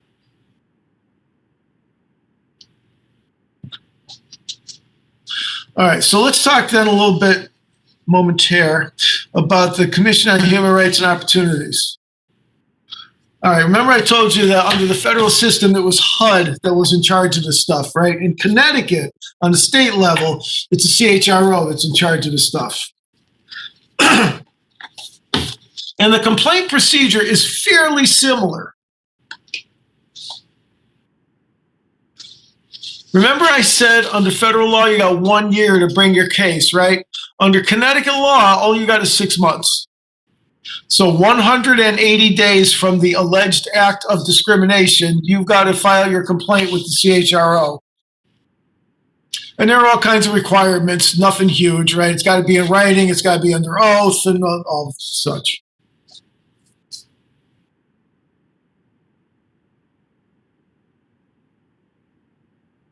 Same deal. They have a certain amount of time after that, might actually be that 100 days to enter into conciliation to try and resolve the matter. And they as well make a finding of reasonable cause if there is cause to proceed on the case. Same deal. If you can't settle the matter and there is a reasonable cause finding, then you go in front of an administrative law judge. Unfortunately, in Connecticut, they're called referees.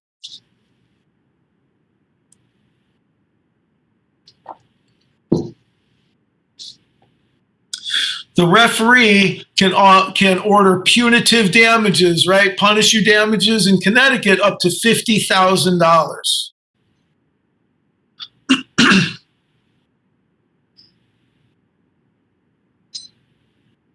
I just got to tell you the story real quick because I can't stand it. I'm so sorry. You just got to listen.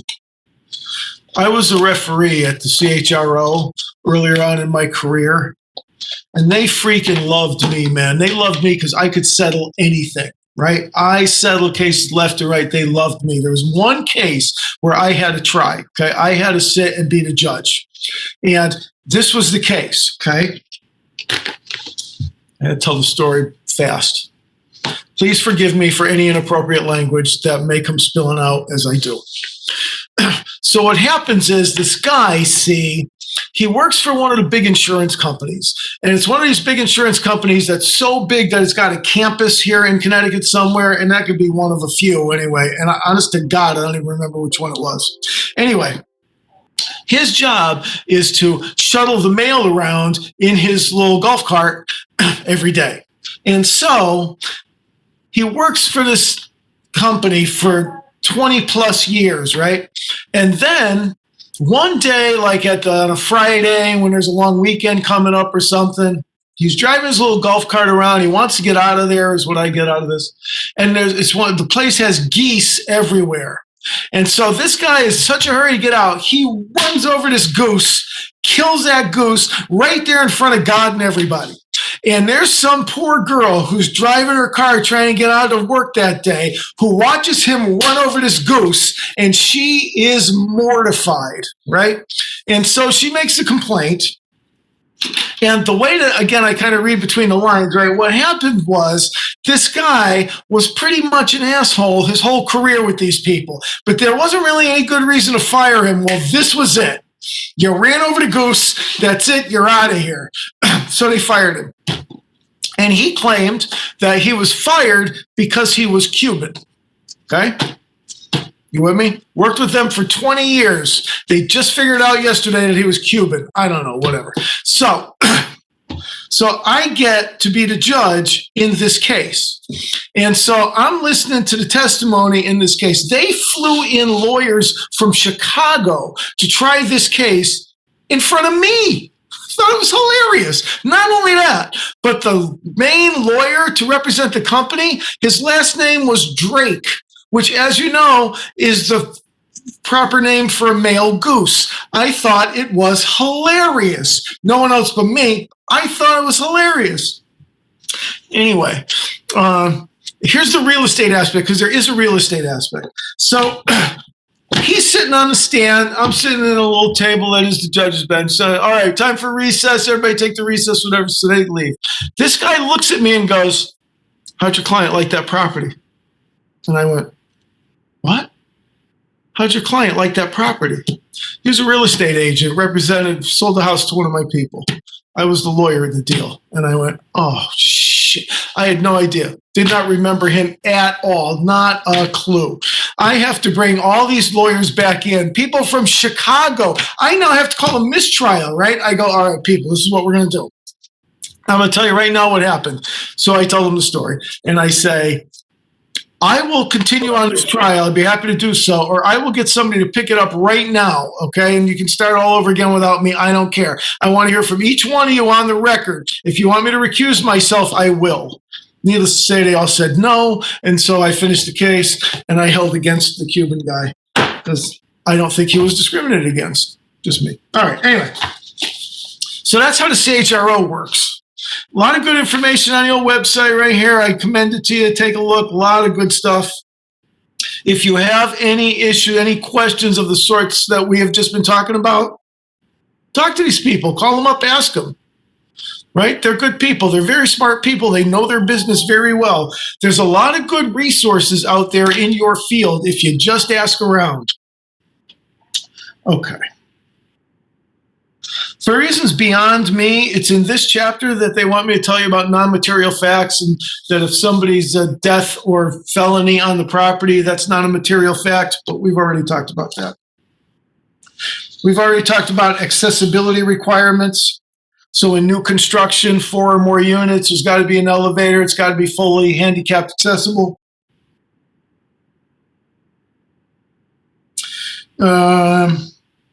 Connecticut prohibits discrimination, write this down, in any place of public accommodation.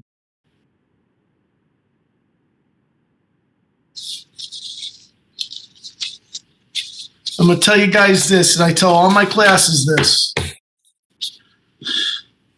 particularly when it comes to this topic. This is not a search for loopholes, okay? This is where you got to know the law. You got to apply the law.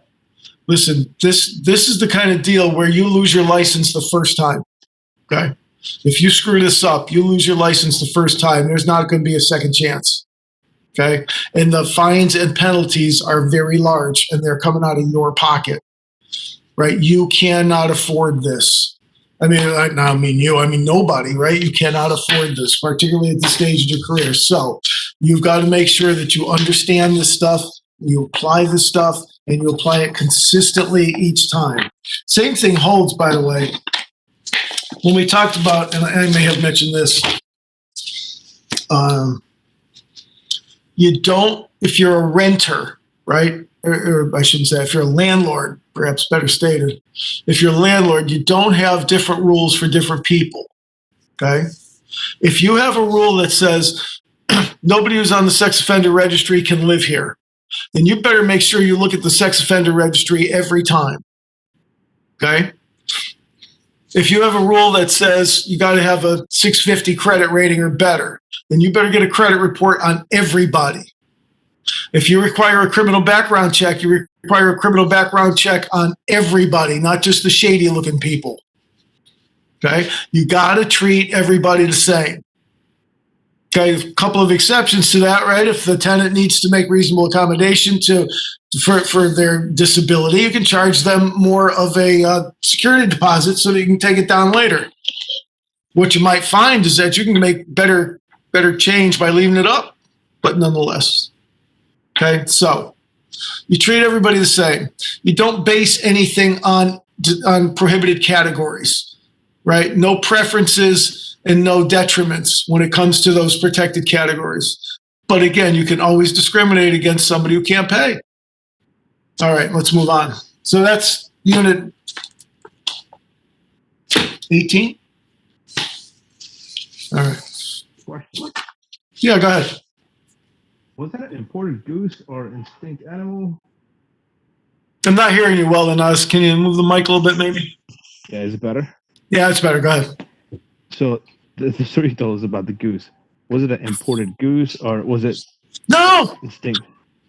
no, it was just like on this campus, and I don't know, there's like a couple of them in Hartford. You guys probably know better than me now, but there's like the place is just populated with goose. There's like hundreds of geese there, right? And so this goose is walking across the street or whatever. This guy goes, screw it, and tries to get around the geese, whatever, lays it out right there. And that poor lady is just mortified, and she had to come in and testify. She told me the whole story. Anyway, so no, it wasn't any special goose, but it was like the last straw. The way that the testimony developed, it was like the last straw. They were kind of done with him. The way I saw it, anyway, they were kind of done with him, and now this was you're done. See you later, pal. And so he claimed that it was a result of, and I think he had a straight-faced claim, right, to be able to say that there was a new supervisor, if I remember correctly, there was a new supervisor in his department or some such thing, and so that new supervisor then, who had this thing about Cubans or something, I don't know, was discriminating against him, but it hadn't happened in 20 years before because they just hired this new supervisor, and so now it was all on him, right? I did not see it that way. I don't think the evidence supported that. It is the one written legal decision that I have out there somewhere. Okay. And then what they did, the rat bastards in the legislature, right? What they did is there was like a bunch of us people who were part-time who settled all these cases and whatever. And then they just gave them all to their friends, right? They just appointed like 6 commissioners to work at CHRO and do all these cases. And as I've often said, I don't have anything on anybody and nobody has anything on me, and I don't owe anybody anything and nobody owes me anything, so I did not get a position. All right. All right, let's move on.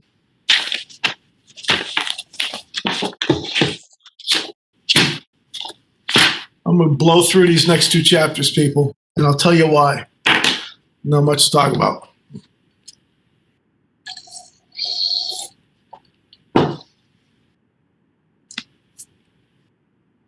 It's done. Okay. Stand by. Let me just see what I got here. Just erase some of my stuff. There we go, just so I can use it next time.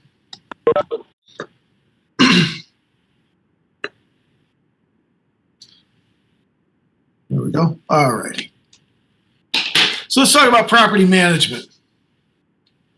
This, not brain surgery, this is Unit 19. And I believe that the stuff that's in these last 3 chapters, right, that we will get through, damn it, nothing in Connecticut that we need to worry all that much about. Well, maybe a little bit. Okay, anyway. Let's start with property management. Very easy. Okay, if I was doing that 10-minute college thing, this is what I would tell you. Here's the 2 words that you need to write down so that you can answer questions about property management. The 2 words are these: no kickbacks.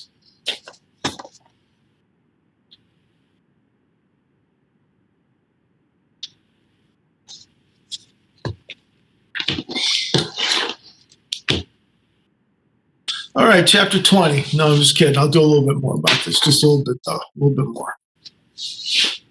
All right, so here's the idea. A property manager, their job is to achieve whatever the goals of the property owner is, right? And that may be and consist of generating income, increasing the value of the property, preserving the value of the property, as the case may be. And in order to do that kind of thing, they have to find tenants. They have to collect rents, maintain the property, budget, right? Similarly, they got to hire people, supervise people, they contract with people, right? This is what makes them general agents, not universal agents, but general agents, right? They got to do all of the business of the property that they manage. And your book tells us that you can, this could be a good field. I'll tell you this. I noticed that a couple of the email addresses that I have reference property management. So I got some property manager people here in the class, which I'm pleased to have.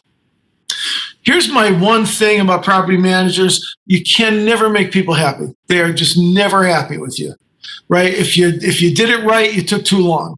If you did it wrong, you still took too long, and so on and so on and so on. So property management can be a very difficult field. The way I see it anyway. You guys can certainly correct me if I'm wrong. There are a lot of places where you can look to secure this kind of business. For example, homeowners associations, right? Even so, homeowners associations, they hire property managers. Look, for many years in my career, right, I worked for a property manager doing condominium foreclosures. That's what I did, right? When people did not pay their condo fees, then it was on me to do the foreclosure. And I worked for the property manager who contracted with me on behalf of the condo association, right? So you got those sorts of people. You got corporate owners of property. They don't want to mess with that property, right? Apartments, investment properties, even bank, REO properties, right? Properties that the bank owns having foreclosed on them.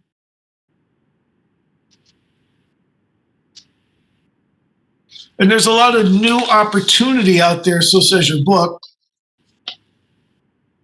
Right, here's a term that I want to make you aware of in case you see it. This is a Connecticut term particularly, okay?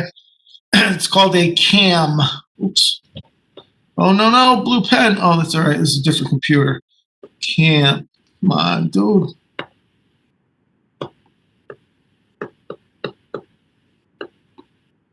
CAMs, Community Association Managers. So much better. That's why. Foul ball, Mark. Oop, I'm sorry. Let me try again. Community Association Managers. That's how we refer to them in Connecticut. Okay. And these could be anybody, right? These could be homeowners associations. These could be condo associations. These could be, and you'll find them in one opportunity for you is 55 and older communities, right? Somebody's got to deal with that as well. My favorite, of course, mobile homes, manufactured homes. They have people who manage that property.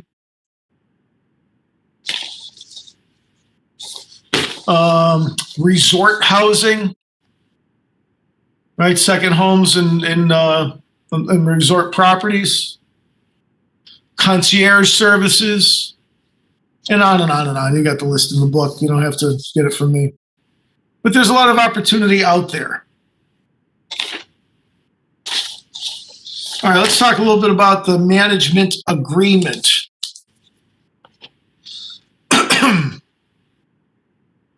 So the deal is, this is a contractual relationship, and it's just like every other contractual relationship in that, you got to have competent parties, you got to have the give and take, you got to have the, the bilateralness of the contract, et cetera. Okay, and again, as we said a moment ago, this is a general agency agreement. But there's, some things that should need to be addressed within the context of this agreement. For example, what are the limits of the property manager's authority? Right? They're a general agent. That doesn't mean they can do anything they want. Are there certain limits on their authority? So we got to make sure that that's in there. Right? If the idea of this contract, of the property management agreement, is to increase the value of the property on behalf of the property owners, well, we should put that in there, right? What are their goals? So we should lay that out as well. Who's going to pay for what? right? What is for example, homeowners association, what are they responsible for? And what is the property manager, excuse me, responsible for in terms of things like, advertising for new tenants and such? Here's the thing. No kickbacks, right? You cannot have an arrangement where you hire your brother-in-law or whatever, you can hire your brother-in-law to mow the lawns, that's fine. Right? But hey, if you want this contract, brother-in-law, then you're going to have to give me $500, right? That's illegal.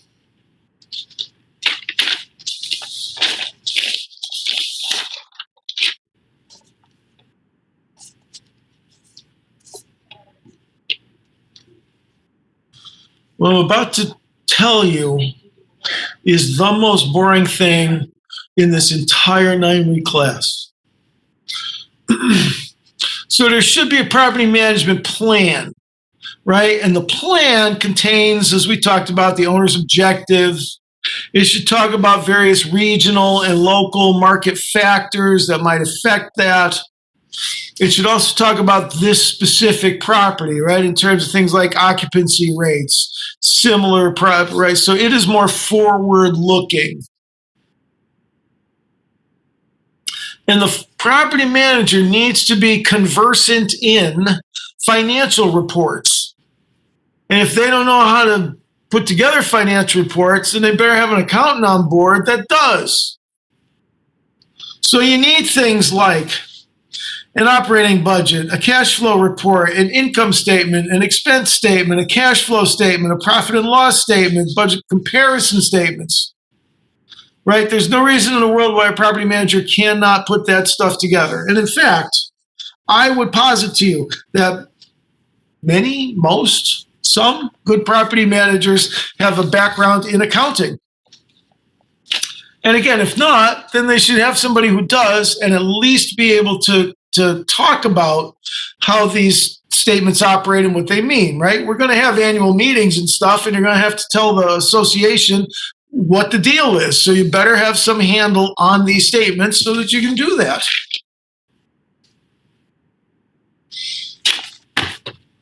Renting the property. They got to figure out all that stuff. Here's something that, because I'm a dork, fascinates me. The first thing they're supposed to do is set the rental rate. How do you do that? It fascinates me. I have no idea how I would figure out how much I would rent a property for. I mean, one way that you do that is by comps, right? You call there, you take a look at what's happening in your community, you see what similar places with similar amenities are renting for, I suppose. You let the market set the rate, that kind of thing. Right? But you got to cover your charges. You got to get some return on your investment. You've got to look at vacancy rates to see how they play into things and, how that affects the reality of you being able to rent at a certain rate. The book talks about the role of marketing. And this is important because it's important for you as a real estate professional in any event. Right? When we talk about marketing, what we're talking about is that community involvement stuff, where you're always and constantly schmoozing for clients, right? In your field, babies, there is never a non-work function, right? You are going to every function with a pocket full of business cards, trying to give them out to people. Can I tell you, I used to go through like a box of business cards a month. I've been doing this job at the state now for almost 15 years, and I still haven't given out an entire box of cards. I still have a few left over. And if I want another box of cards, by the way, the state says that I have to print them up myself. So I just write my name and number on a little yellow sticky, and I go, here's my card. Anyway.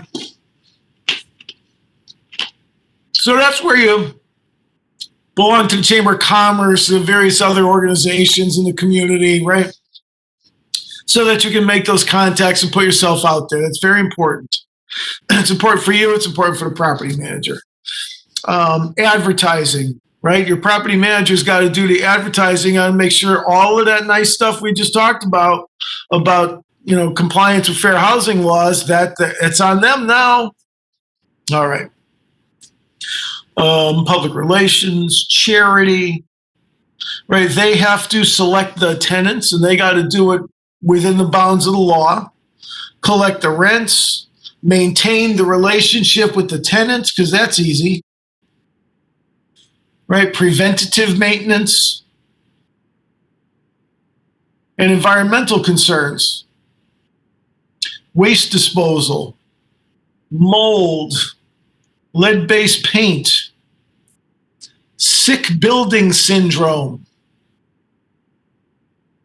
right? All that's got to be dealt with.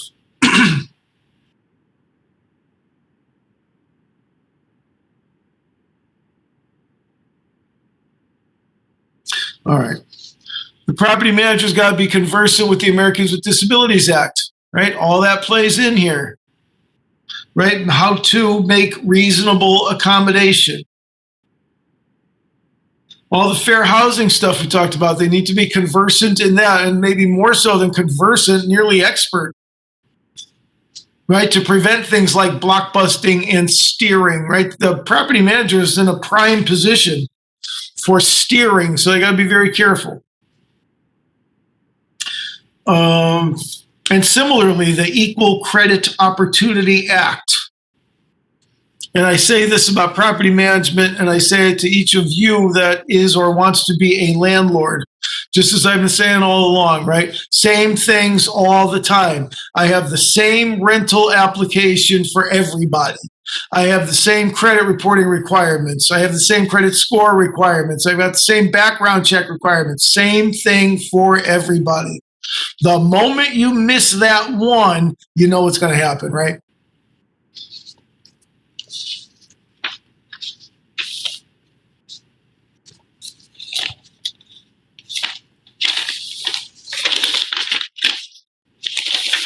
Wait one.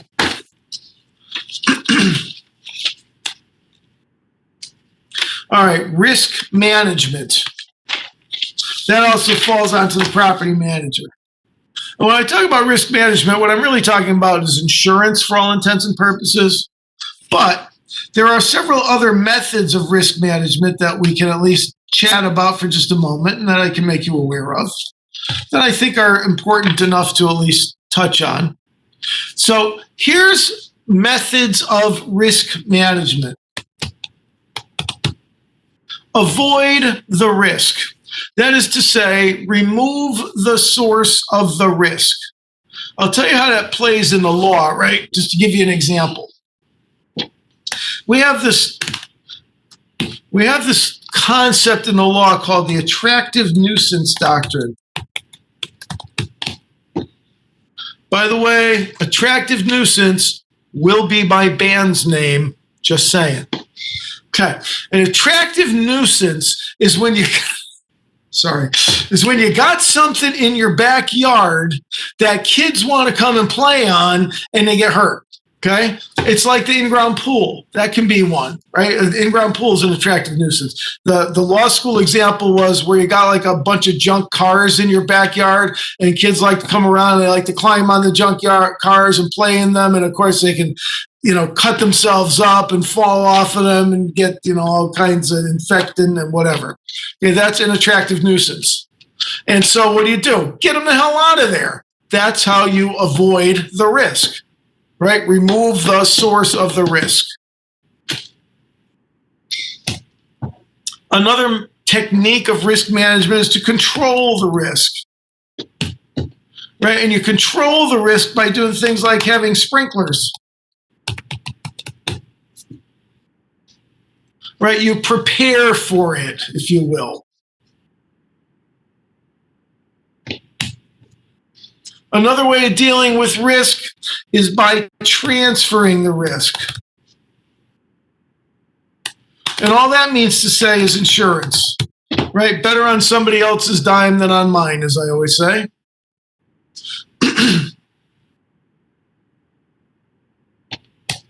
And finally, retain the risk.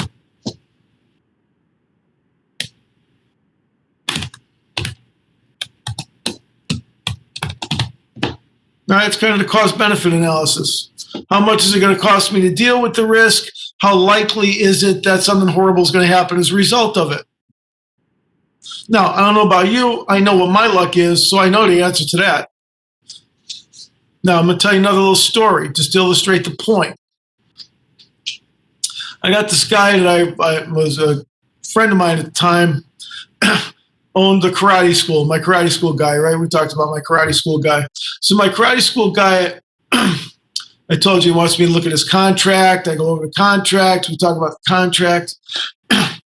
So then I go and I look at the law. The law says that a karate school is a health club in Connecticut. And as such, you got to be licensed and you got to pay the annual fee for the health club.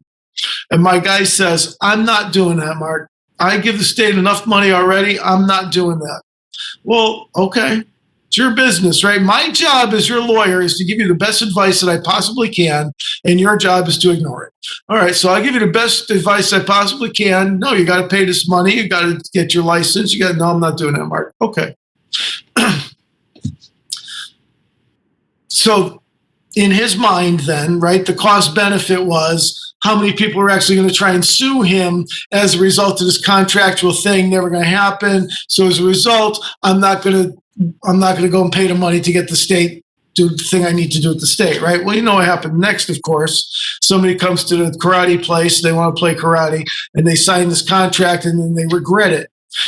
And so they call their friend the lawyer, just like my client's got his friend the lawyer, right? So their friend the lawyer calls me and goes, Mark, yes? Well, you did a beautiful job with that contract. Yes, I know I did. Worked very hard on it. Yep, and I knew where this was going, and I'm going, oh, shit, in my mind, right?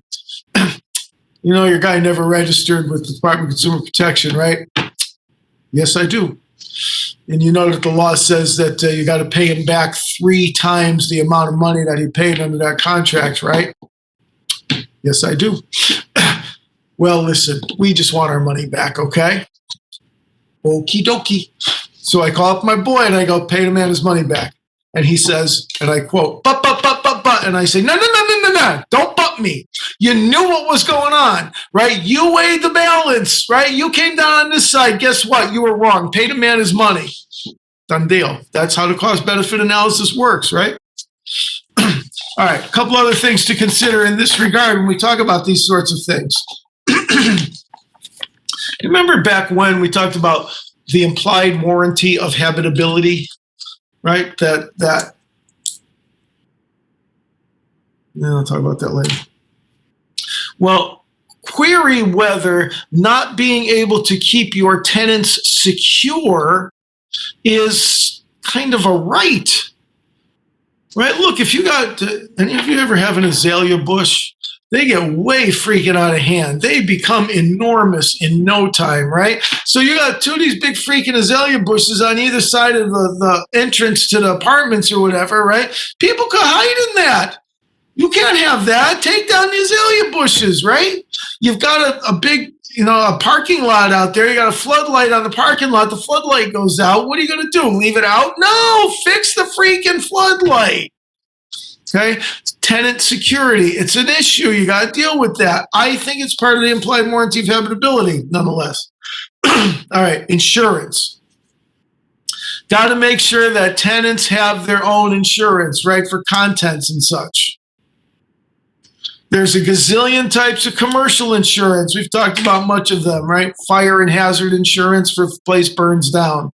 Flood insurance. Loss of use. I think I described it to you previously as business interruption insurance, right? In a rental property, it's loss of use and occupancy. So, right, if the place burns down, excuse me, or is rendered partially or fully uninhabitable, your mortgage payments don't stop on that apartment building. So you can get an insurance policy that will pay you what you would otherwise collect in rent.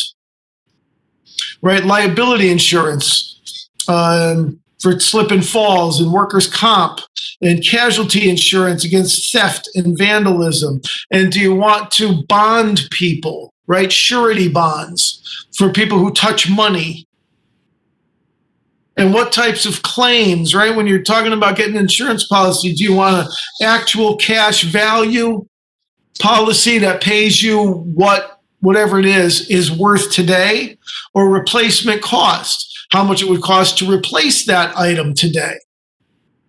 Right, so those are all the things that go into property managers or community association management.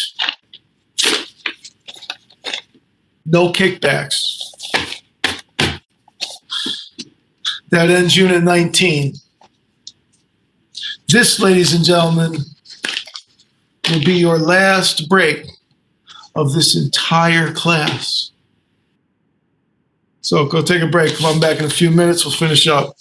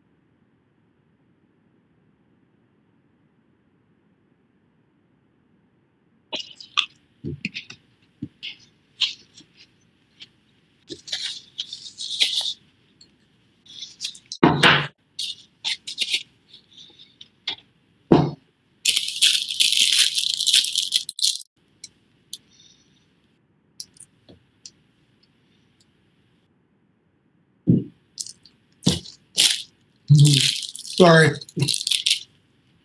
Girl Scout cookie.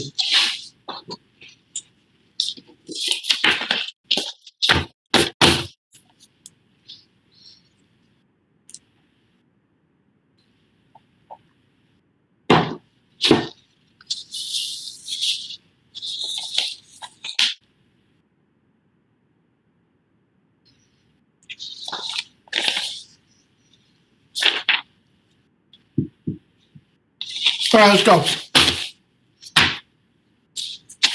So let's talk about land use controls and property development, Unit 20 of your text. And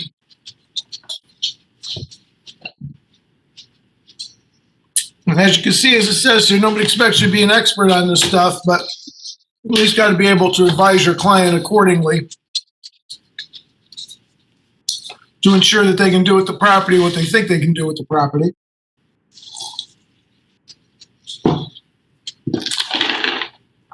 All right. So here are some methods of how the government controls how land is used. Right, there are public and private land use restrictions. It starts here with governmental ownership. Let's see if I can make this thing work. So the government controls land use by owning the property, right? And that's how we get things like parks and schools and such, right? It can regulate property use, as we've talked about previously, through its police power. And then there's this animal right here called the comprehensive plan, or sometimes called the master plan. This is a plan that's done by the town planner, right, with the 20-year development goals of the town. Here's one just for your perusal. Right, as you can see, this was Bristol's in 2015. And again, I don't want you to think I had any like special access or any such thing. They just posted this on their website and I downloaded all 164 pages of it. You'll note that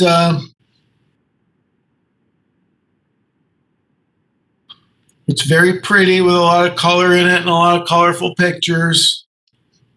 And it has historic data, it's got future projections and such. Any building that is done in the town after this master plan has to be in conformity with the master plan.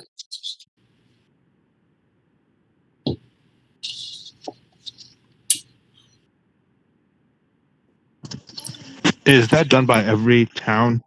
And is it publicly available? Supposed to be, yes. Yeah, on both instances, yes. Supposed to be done by the town planner, should be publicly available, yes.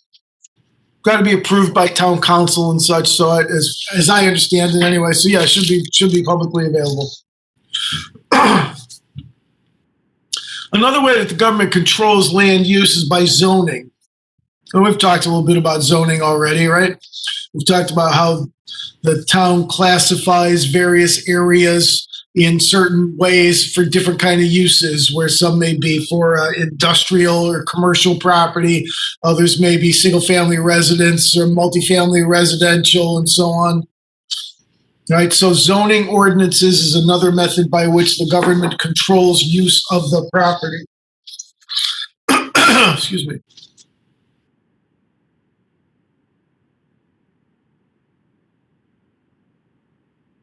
Okay, when it comes to zoning, right, a couple of terms for you to be aware of. The first is buffer zones, right? The town can intentionally put in open spaces to sort of break up areas in neighborhoods and between neighborhoods and such.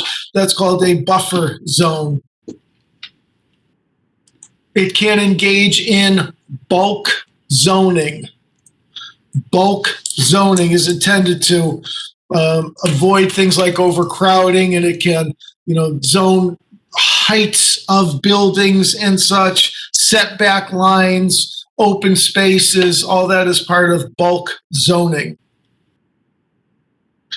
It has the authority to enact aesthetic zoning, right? So to specify particular types of architecture in particular areas. And incentive zoning. Right, so for example, in a particularly office building area, maybe they want to encourage some retail space, something of that nature. Incentive zoning.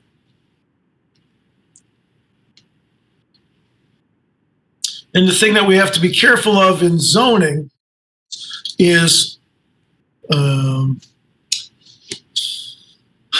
if the zoning is constitutional. We talked about this some time ago, way back when we talked about encumbrances, right? If the property is so restrictively zoned that you can hardly use it, that may be considered a taking of the property by the government. And the government cannot take your property without due process and compensation.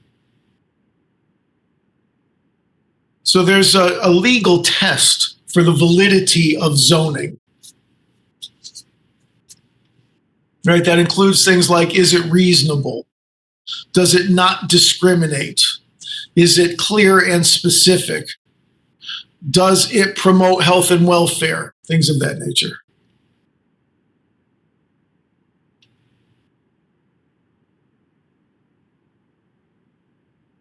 All right, and then as you can see here in the little PowerPoint, permits. Before a building permit can issue, a zoning permit needs to issue.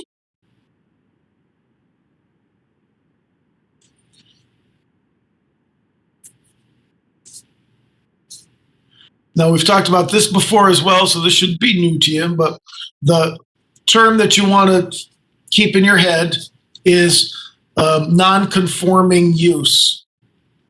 Right, that's a circumstance where the property has been rezoned, right? And so you can't use it the way that you're using it anymore. So you got a restaurant and now they rezone the property and you can't have a restaurant there anymore, but you can continue to have your restaurant there, right? You are grandfathered in. Yours is a non-conforming use. And so long as you keep using it as a restaurant, you can keep using it as a restaurant. But the moment you stop, you can never get it back.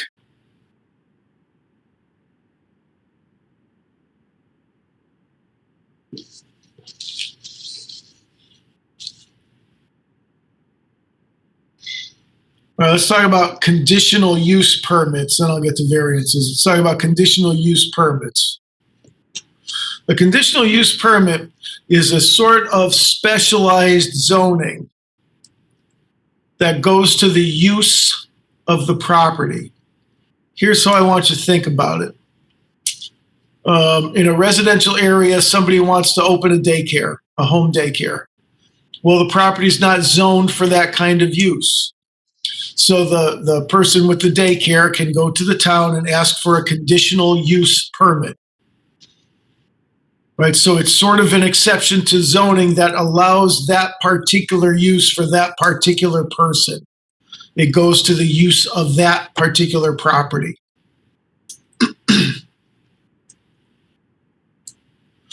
As opposed to a variance. The conditional use permit is temporary, right? It's as long as you're there and you're using the property and you got your daycare going. A variance arises from the unique circumstance of the property, and it is permanent, and it applies to the property and continues with the property. So if for whatever reason you have a setback line and there's a particular circumstance of your property and you cannot comply with that setback line, or you have to build over that setback line and you get a variance, that variance stays with that property. It's a permanent thing.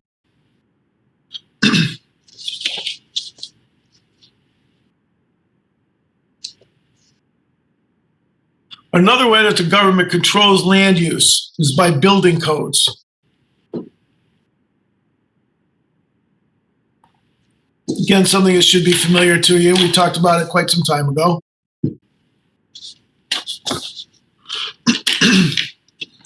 Building codes can change dramatically from place to place. So, for example, Florida has building codes that are specifically concerned with hurricanes. California has building codes with respect to earthquakes.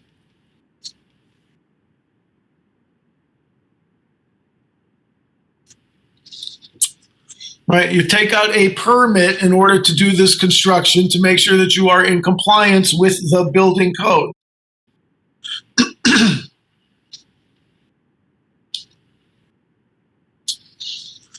Once the property is constructed, it gets finally inspected and a certificate of occupancy issues. That means that the property is suitable for habitation.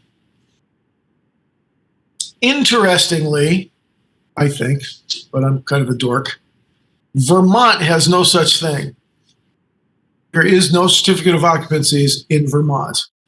So they will let you live in any kind of little lean-to thing, whatever you want to put up with your own twigs and brick and mud and whatever. I don't know.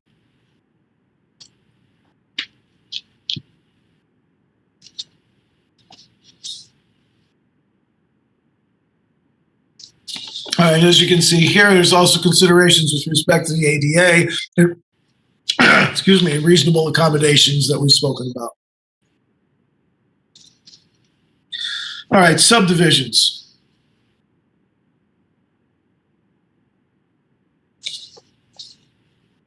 So there's two people involved in a subdivision, a subdivider and a developer. But they can be the same person. Right, as you can see, the subdivider is the person that takes a big parcel and makes it into a bunch of little parcels. In Connecticut, if you take a parcel and you divide it into 3 or more parcels, that's a subdivision.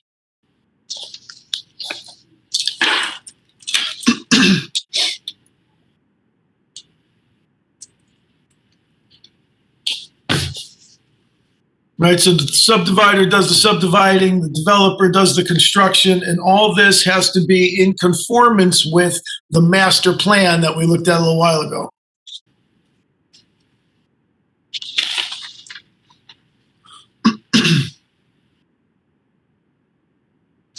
You may remember we did a lot with this, right? The plat map. That's the lot and block thing that we talked about, right? Where you describe the property, you give a property description in terms of the map on which that property is shown and the particular lot on that map, right? The lot and block description. Excuse me.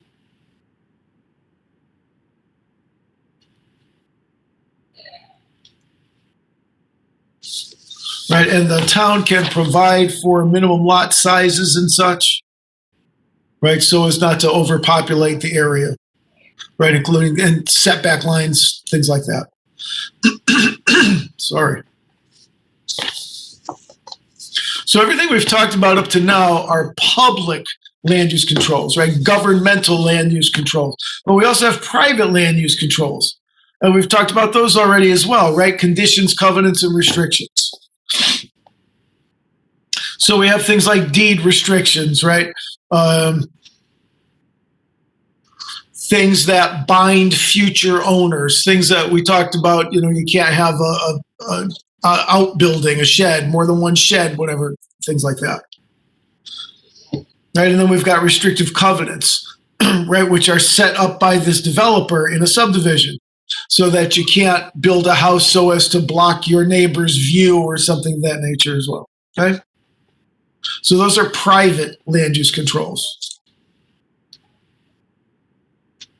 Right, and there's our little subdivision map, which I always put up 'cause it's my favorite.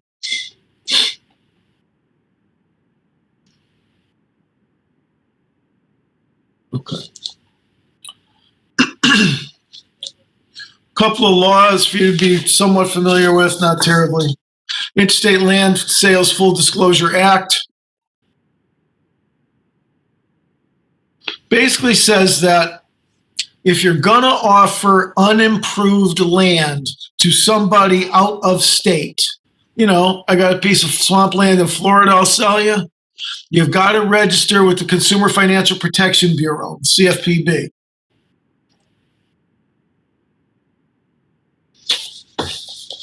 Right, so there are certain disclosures and such required through that.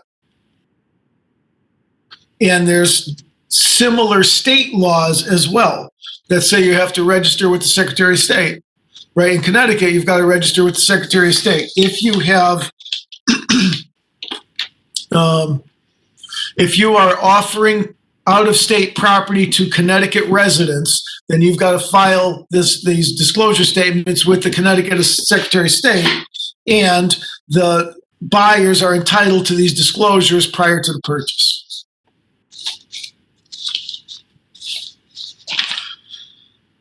If I have anything else there. No. All right. Let's talk a little bit about Connecticut law, particularly when it comes to planning, zoning, and the like.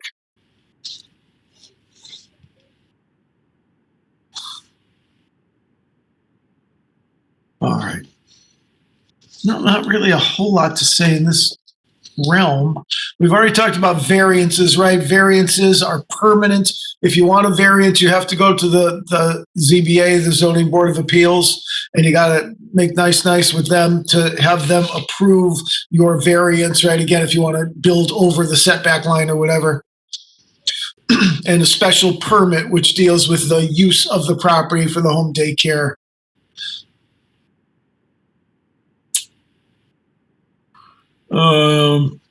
We have this thing called a planned unit development, which is like a condo, except it's like in a cul-de-sac. Right, and there are different approval processes needed for that. We have in Connecticut this thing called village districts, right, which are separate tax districts, separate land use districts, maybe things like historical districts. Those are called village districts. All right, we've talked about subdivisions as being 3 or more parcels out of 1. And the fact that open space may be required as part of that subdivision. This is so Connecticut, people, listen, right? So if you're gonna take a parcel, you're gonna subdivide it into 3 parcels, that's a subdivision, okay. And you have to have a certain amount of open space, or you could just pay a higher fee and then you don't have to. So Connecticut just allows the grift right up front. All right, we have inland wetlands, right, where boundaries are established in which you cannot, in which activities are regulated, and a permit may not issue for construction in an inland wetland unless there is, quote, no feasible and prudent alternative.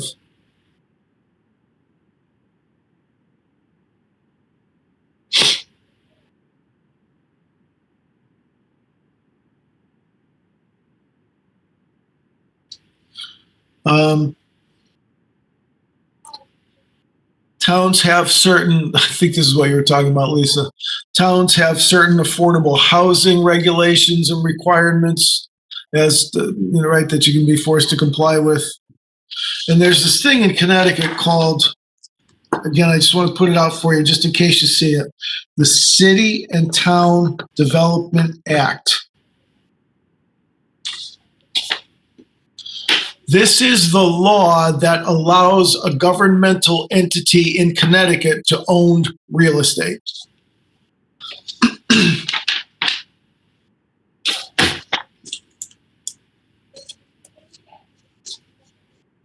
Mark, can you read the last sentence one more time? Sure. This is the law that allows a governmental entity to own real estate.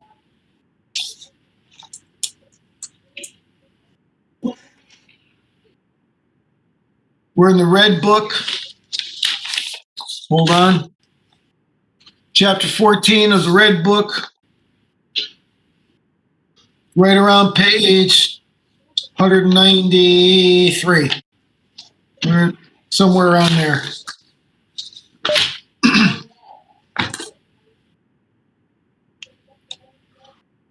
Okay.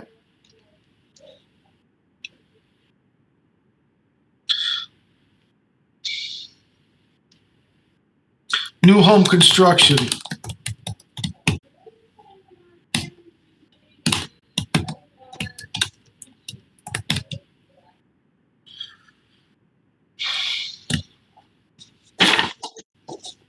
When you buy a newly constructed home in Connecticut, you get certain warranties. Even if the contractor don't want to give them to you, too bad, you get them because the law gives them to you. And as a result, if these warranties are not complied with or they fail, it gives you cause to sue the contractor, right?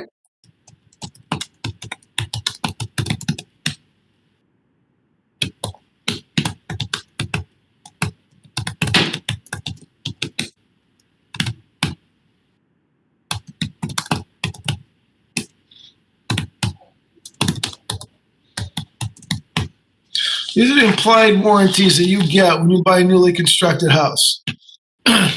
That the property is free from faulty materials, that it was constructed in accordance with sound engineering standards, that it was built in a workmanlike manner. Ooh, I missed a couple of words there, didn't I? And that the property is fit for habitation. These are implied warranties when you purchase a new house in Connecticut.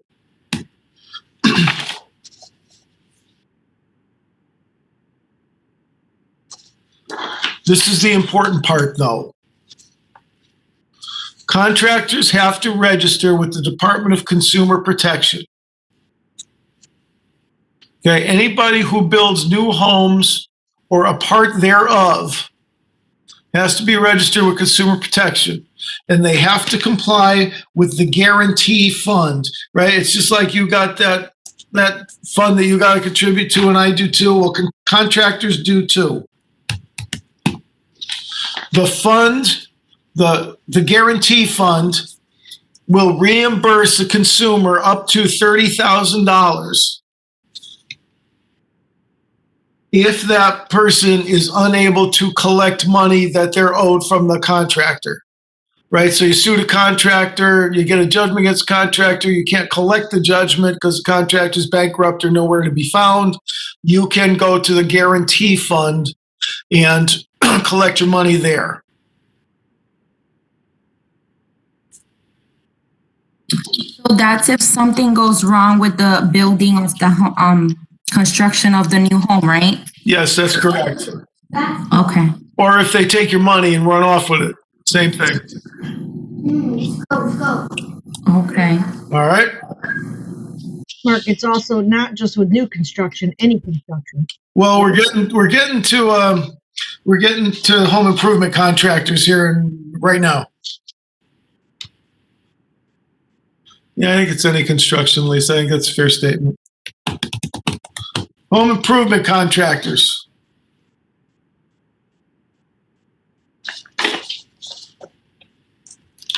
They have to be bonded for $10,000.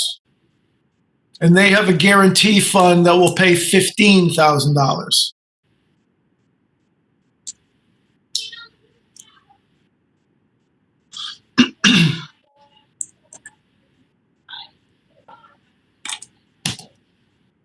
What I'm about to tell you is important, okay? Smoke detectors.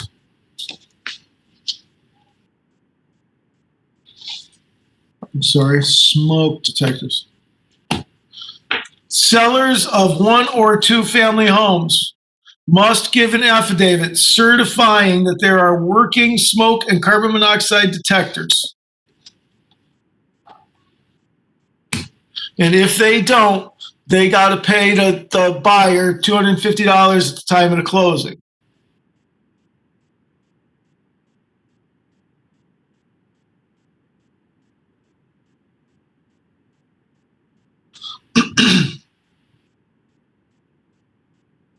What was that again with the smoke detectors? Sellers have to provide an affidavit that there are working smoke detectors and carbon monoxide detectors in the property. And if they don't, they got to pay the buyers $250 at the closing. Okay. Thank you. Oddly enough, if I remember correctly, bank-owned properties don't have to tell you about smoke detectors, they have to tell you about carbon monoxide detectors.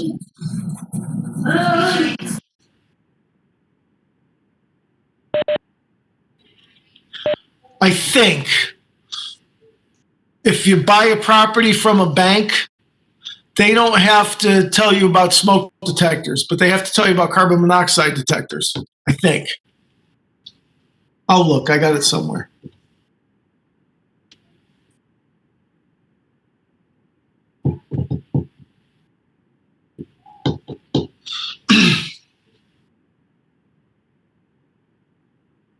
Couple of quick things now, we'll finish up with this. In commercial construction, the law requires that there be a payment schedule. This is one of those rare examples where the legislature makes a law that's intended to actually help you, and it just might. It requires that that there be a written payment schedule in place.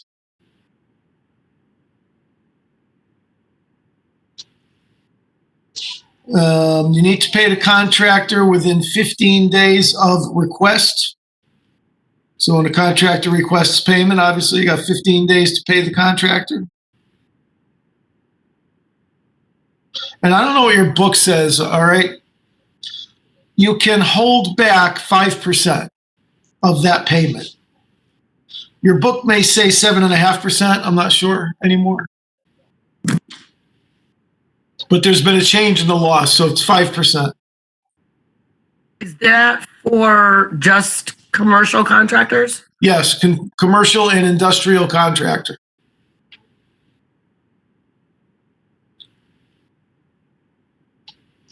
All right, two quick things. We've already talked about interstate land sales.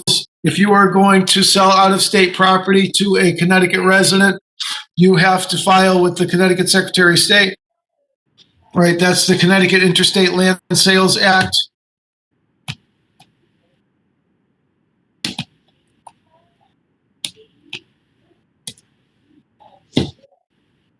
And last thing, eminent domain. When we talked about it last time, you may remember I said to you that at the time I found it hard to believe that the United States Supreme Court would say that a governmental agency could take private property and then give it or sell it to another private person for the sole benefit of increasing tax revenues. Turns out that's exactly what the United States Supreme Court said, right? That under Kelo versus whatever the town, I can never remember. However, Connecticut has a law that says that you cannot use, the towns cannot use eminent domain solely for the purpose of increasing property taxes. So although it's constitutionally permissible, it is not permissible in Connecticut.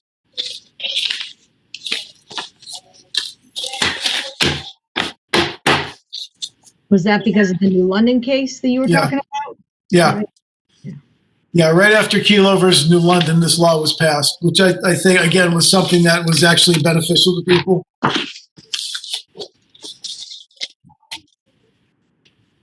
Ladies and gentlemen, our last chapter is about environmental issues. My, how time flies. How you've grown. A mere 9 weeks, how you've grown.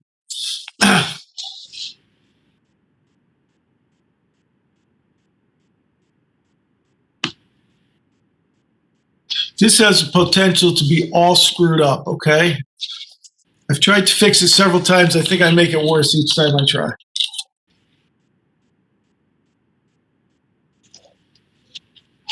Environmental issues, ladies and gentlemen, are health issues, and that's why they're a concern. Both federal and state law deal with hazardous substances, right? And they all have like their own definitions and stuff of hazardous substances, but some are absolutely, we know, and let's talk about them a little bit. So here's some of the things you got to be concerned about. Some of the things that you got to be smart enough to ask about when you're going and you're looking at a house, right? Particularly, as we'll see in some of these older properties. So our first concern is asbestos. Asbestos is a fire retardant. However, it is highly friable. That means that it becomes airborne, right? When you mess with it, it breaks off in little pieces, becomes airborne, and then you breathe that bad boy in, and terrible things happen to you. Asbestos was banned in 1978, which tells you that properties built before 1978 are an enormous risk for asbestos. The best way to deal with asbestos is to encapsulate it, which is to say you seal it off. We'll leave it at that. I told you my karate school guy, right? He had his furnace broke. They had an old house. Their furnace broke. They brought in a contractor to replace the furnace. The contractor said, "Oh my God, the furnace is filled with asbestos." Right? It's a fire retardant. Of course it was. It's an older house. So what we need to do is we need to put up the heavy plastic. We need to get the guys in the hazmat suits in here. My guy said, "Thank you very much," and then hired some contractor with a chain to pull it out of the basement. And that's what happened. All right, anyways, asbestos banned in 1978. Yeah, I just talked about that. Lead-based paint. Lead generally. More particularly lead-based paint. Lead-based paint also banned in 1978. You could get it as recently as several years ago now, I guess. But at places like salvage stores, second stuff like that, they were still selling lead-based paint because until like the feds caught up to them. All right, so here's the deal. If you know about lead-based paint, the landlord must disclose. If the seller knows about lead-based paint, they must disclose the existence of lead-based paint. If there is lead-based paint, the buyer has 10 days to do a paint inspection. There's two types of paint inspections. There's a paint inspection where every type of paint in the house is inspected for lead, and there's a risk assessment where we look for sources of serious lead exposure. Excuse me. If we're talking about lead-based paint, hold on. The problem with lead-based paint, as I understand it, is that lead-based paint tastes sweet. And so children like to eat the lead-based paint. And when they eat the lead-based paint, their brain stays pretty much at whatever age they're at. Now, recently, there's been much better therapies to deal with that, chelation therapies and the like, to deal with the ingestion of lead-based paint. But nonetheless, it comes from a lot of different places. In the event that a child tests positive for lead-based paint, there is an inspection required, a paint inspection required at that premises. And if it's like a multifamily house, all of the apartments in the house have to be tested. So that's lead-based paint. And you are supposed to give your client this pamphlet right here, which I assume that you'll have a stack of at your office somewhere, right, by the EPA about lead-based paint in the home. So that's lead. Then we got radon. Right? Radon is this naturally occurring substance. It happens as a result of things under your basement floor that are deteriorating and degrading and breaking down. And then they release radon into your basement and it goes into your house and you breathe it long enough and you get all kinds of bad things that happen to you. Radon can be abated easily enough, right? It's not horribly expensive. If you do a radon test at a house, and you should, particularly the older houses, right? You do a radon test, it shows up positive for radon, you can get in a radon abatement system fairly easily, right? You could go to Home Depot and get your radon test kit if you like. Someplace around here tested positive for radon. I still have my test kit sitting on a shelf somewhere. I don't even know where it is. Anywho, right, so here at the YWCA in New Britain, they did a radon test, right? And here's how the radon test came out. So this is what the radon test looks like. You want to get a radon test for this property that you're buying, and you should. Make sure that you build into the contract enough time to be able to, you know, send off the little kit to the company and get the results of the test. This is what radon abatement looks like. This is my mother-in-law's former house. We go into the basement and I go, look, I have to take a picture. My wife goes, of course you do. Right? So we encapsulate here. We block it off with this heavy plastic and whatever. And this right here is a fan with an exhaust thing. Oddly enough, what you're doing, as I understand it, is you're not actually like sucking the radon out and blowing it out. You're drying what's underneath the tarps here or whatever, right? So that the radon doesn't happen at all. That's how you abate radon, right? And that fan runs 24/7, apparently quietly enough that it's not going to bother you. This is another picture of the same thing because I took two pictures and I feel obliged to show them to you. That's radon. I don't know. I don't know what the time frames are as to when it becomes safe. I mean, you got to inhale it for 20 years. So I don't think there's any immediate risk, like you step in the basement and you should be dropping dead any day now. I don't think that's the case.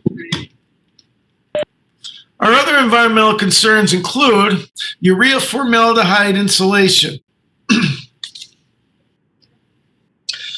I have a little hard time with this one because it was illegal and then they made it legal and then they made it illegal again and now it's legal or maybe not. I don't know anymore. Anyway, this is that sort of a type of blown-in foam type insulation that may cause respiratory problems in people who are sensitive. Now, I used to say that and make fun of that until I became sensitive. Not necessarily to urea formaldehyde insulation, but we'll talk more. So I got that. Then we got carbon monoxide. This is a carbon monoxide detector available at your local carbon monoxide detector agency or Target, whatever works best for you. It's bad. Have a detector. It'll kill you. Got to give an affidavit swearing that you got to work in one of these bad boys. By the way, put it by your children's bedroom. Put it up high. Carbon monoxide rises. Put it up high. But that's just me. PCBs. Polychlorinated biphenyls. Ow! Polychlorinated biphenyls. Again, bad. They are chemical compounds not found in nature that make bad things happen to you. They are contained in things like caulk and hydraulic oils. Now, I put this up here for you just to show you that it's not just a thing, right? Look, this school closed down because of PCB contamination in Hartford, right? We have one in Brantford that's in much the same deal. So it's not like, oh, there's a Hartford school. No, we got one in Brantford that's in the same position. I mean, frankly, in the Brantford one, it's because there was a problem with the PCBs in the pool. Probably not the issue in Hartford. Sorry, but anyway, so there you go. That's where I left off. Right? Look, at Glastonbury, another summer of removing PCBs in Glastonbury. So this is a big deal. Right? It's a big deal. It's an unfortunately common deal. CFCs, chlorofluorocarbons, refrigerants, they get into the air, they cause damage. And my favorite, mold. Mold is a thing that I used to make fun of people who were sensitive until I developed a cough for a year. A year I had a cough. And my doctor said, it's because you're sensitive to mold. And I said, well, at least I'm sensitive to something because not much else going on. Mold. Mold. Look, there's a test kit. If you couldn't figure it out from this, then we got a test kit for you. Mold. My absolute favorite mold picture. I'm a state's attorney. I have a lot of time on my hands. I look up pictures on the internet and I give them to you. Mold. Mold causes respiratory problems. Believe me when I tell you, because I'm taking shots.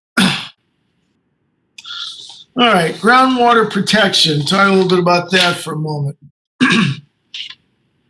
This, again, as you can see, the YWCA in New Britain, right? They have to have their water tested because they take care of little children's there. And so here's the sample was done, and it was then everything's okay. Nonetheless, the problem with groundwater is stuff leaks and leaches into it. And when that happens, that causes us a problem. Okay.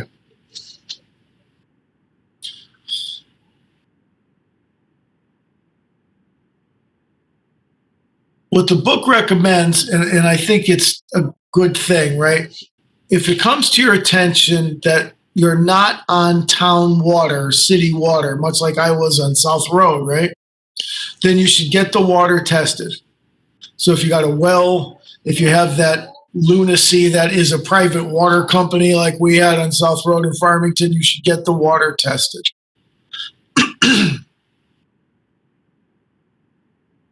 The Safe Drinking Water Act, there you go, is meant to address fracking, right? Fracking is the process, as you know, of extracting natural gas from deep layers of rock by breaking up the rock, oftentimes through hydraulic type means. You will find people who will tell you it is a perfectly safe thing. And you will find people that will tell you it's the most horrible thing on the planet.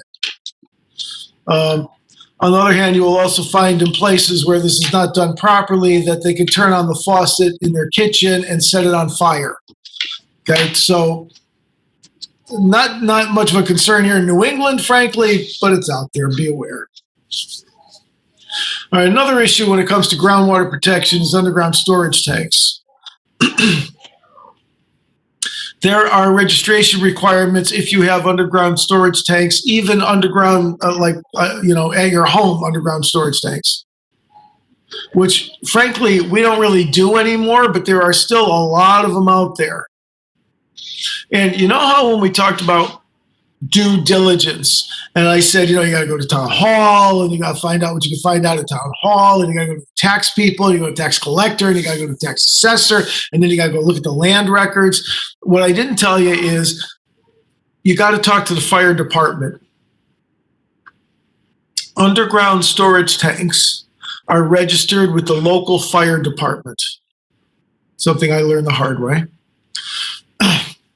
The fire department are the first responders to environmental spills. And so they're the ones who know if there's underground storage tanks. Okay, so that's somebody that if you go to the property and it's an oil heated property and you look around and you go into the basement and you look around outside and you don't see an oil tank, then it's buried in there somewhere, right? So now we got a little bit more due diligence that we got to do. If the oil tank is bad, right, what they do is they do a pressure test on the tank. And if it doesn't hold pressure, then obviously there's a leak in the tank. And used to be, that I like this picture particularly because this is not the sort of place where I might expect an underground storage tank to be, but nonetheless, there it is, right? And they find that through this sort of sonar image stuff. In the event that you have a bad underground storage tank, used to be that you could fill it with sand and cap it off, but the law no longer allows that. And I think the law may no longer allow that because the people that work for the oil company, some of them are not the brightest bulbs on the tree, And so they would come over to your house and they would attach the thing to the spigot for the oil tank, whatever, not knowing that the oil tank had been capped off. And so then they would turn on the gusher thing full blast and you have your own little oil spout right there in your backyard, whatever. So now the law requires that they be removed. If you got a bad underground storage tank, it has to be removed.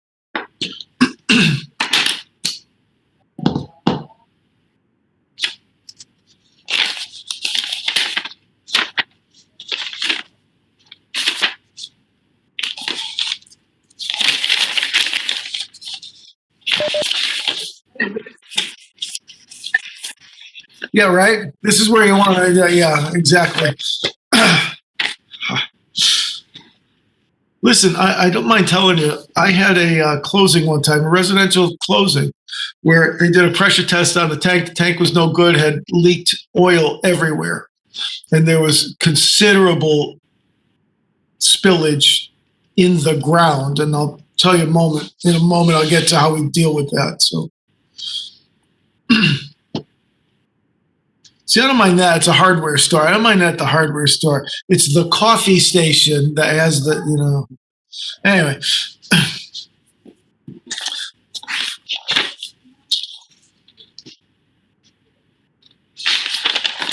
I could do this now.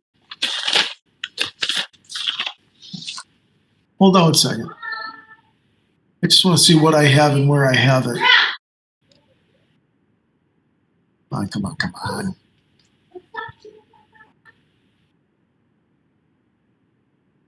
Yeah, okay, so let me talk about that then. So let me come back here just for a moment. All right. If there's a concern about underground tanks and leakage of tanks into the groundwater, okay, this is what happens. You need to get what's called an environmental site assessment. Okay, it's a due diligence thing, right?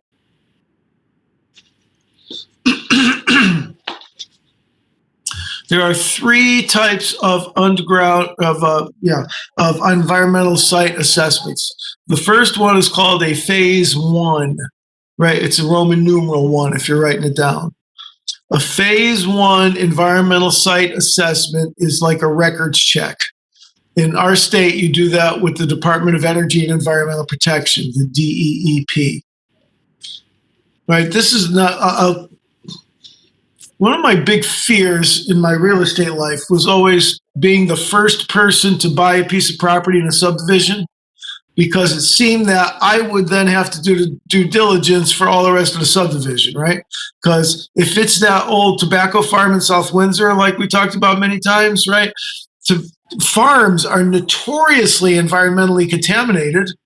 And so I'm going to have to do all of this environmental due diligence stuff, right? So I'm going to get a phase 1. In the phase 1, what's it going to say? It's going to say it was a farm. All right, I knew that.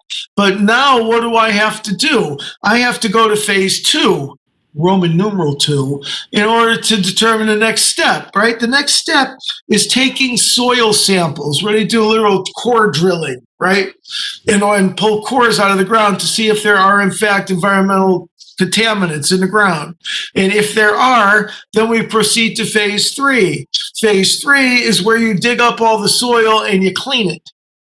You dig it up, you clean it, you put it back. And that, ladies and gentlemen, ain't cheap. Bear in mind, the cost of environmental cleanup bears no relation whatsoever to the value of the property. Right? So you can have a, $300,000 property with a $3 million environmental cleanup. Now, environmental cleanup has gotten far more streamlined and much more inexpensive in recent years. As I mentioned to you previously, I had a closing one time where we had an environmental catastrophe, right? The underground tank had leaked. And so I talked to the other lawyer and I go, deal's dead, right? No, if you guys still want to buy, we still want to sell. Right, Mark, look, I have to disclose this now going forward. We know about this problem. We have to disclose it, right? Material facts and all that. So if you guys still want to buy, and my people said, yeah, I mean, what the hell? The tank's been taken care of. The soil's clean. We'll buy it. Okay. So as troublesome a problem as that was, did not kill the closing. All right. Hold on, let's just see if there's anything else here I want to tell you about that. I don't think so. All right, let's talk about waste disposal sites. Anyone who's driven through 91 through the north end of Hartford knows what I'm talking about. Right, you go to the airport in the middle of summer, what happens? Whew, boy, that stinks up there, doesn't it? Why? Because there's this enormous garbage dump. Or as your book calls them, waste disposal sites. All right, so here's the deal. It's not as good a picture as I thought to begin with. But so here's the deal.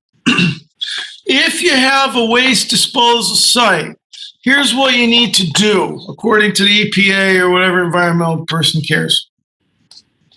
You line the site with clay or a synthetic liner. You can see the synthetic, there's a good picture right there, right? A synthetic liner of the garbage disposal, waste disposal site. So you line the site with a synthetic liner, and then you monitor it for leaking and leaching. So you gotta make sure it's not leaking in there, right? And then once you're sure it's not leaking anymore, you cover it up with 2 feet to 4 feet of topsoil in a process known as capping. So you cap it off with 2 to 4 feet of topsoil. And then you go ahead and build your restaurant.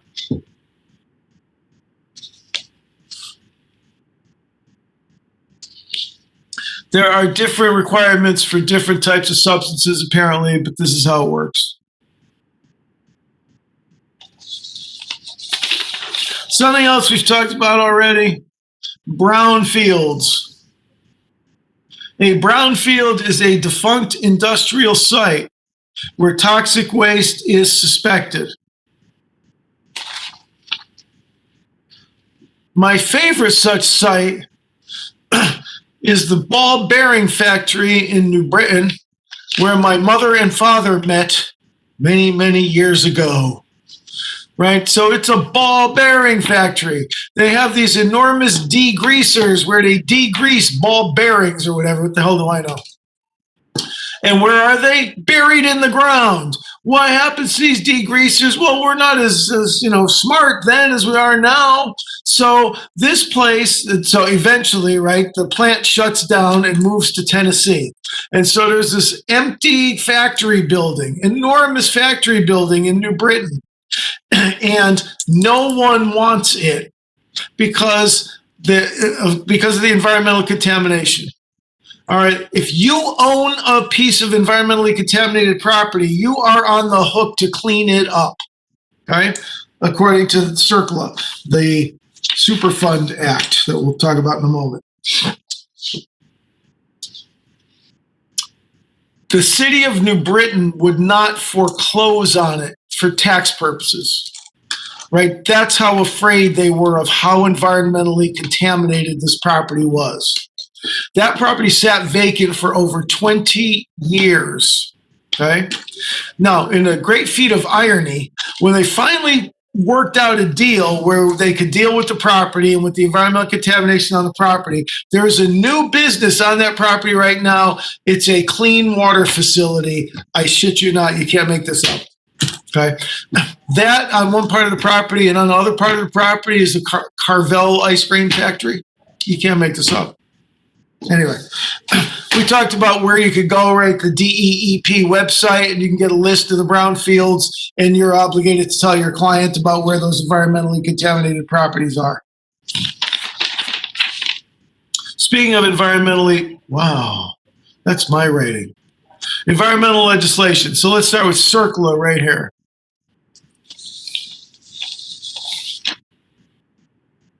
You know, I keep meaning to write what CERCLA stands for, and I just can't ever, I never do. It stands for Comprehensive Environmental something or another, I don't know. But it deals with the cleanup of environmentally contaminated properties, okay? It created this super fund, right, which is a pool of money that's intended to clean up environmentally contaminated properties. Right. The other thing that Superfund does is it identifies, that's supposed to say PRP, potentially responsible parties.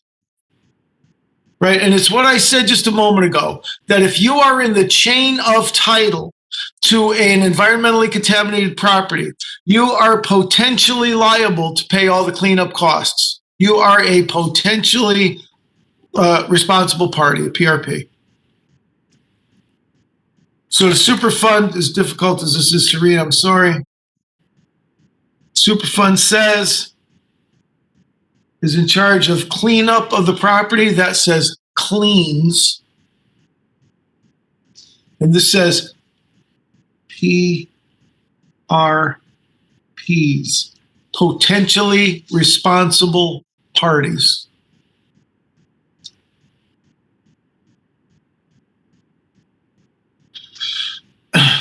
You may recall we talked about this. Potentially responsible parties have joint and several liability.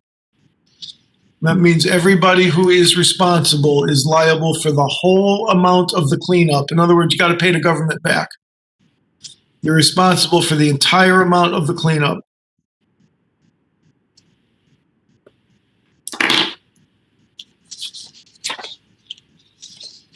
This is unnoticed, see, a Superfund site.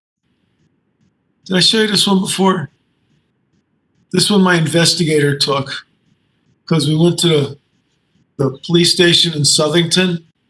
And as we were pulling out, I saw this and I saw, oh, look, a Superfund site. Oh, I got to take a picture. But I couldn't take the picture in time. And so the next day, my investigator had to go back to the Southington Police Department. And I went, oh, when you leave, get a picture of that sign across the street. And he went, okay. I just suck all these people into my world. I can't help it.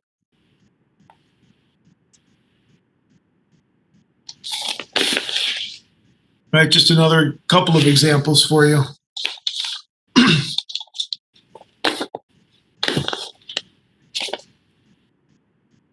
This is right across the street from the courthouse where I work every day. Right, this was a car dealership. And so it's in the process of being cleaned up because it's environmentally contaminated. Right, this was the one where we were driving by and I said to my wife, oh, look, you got to take a picture.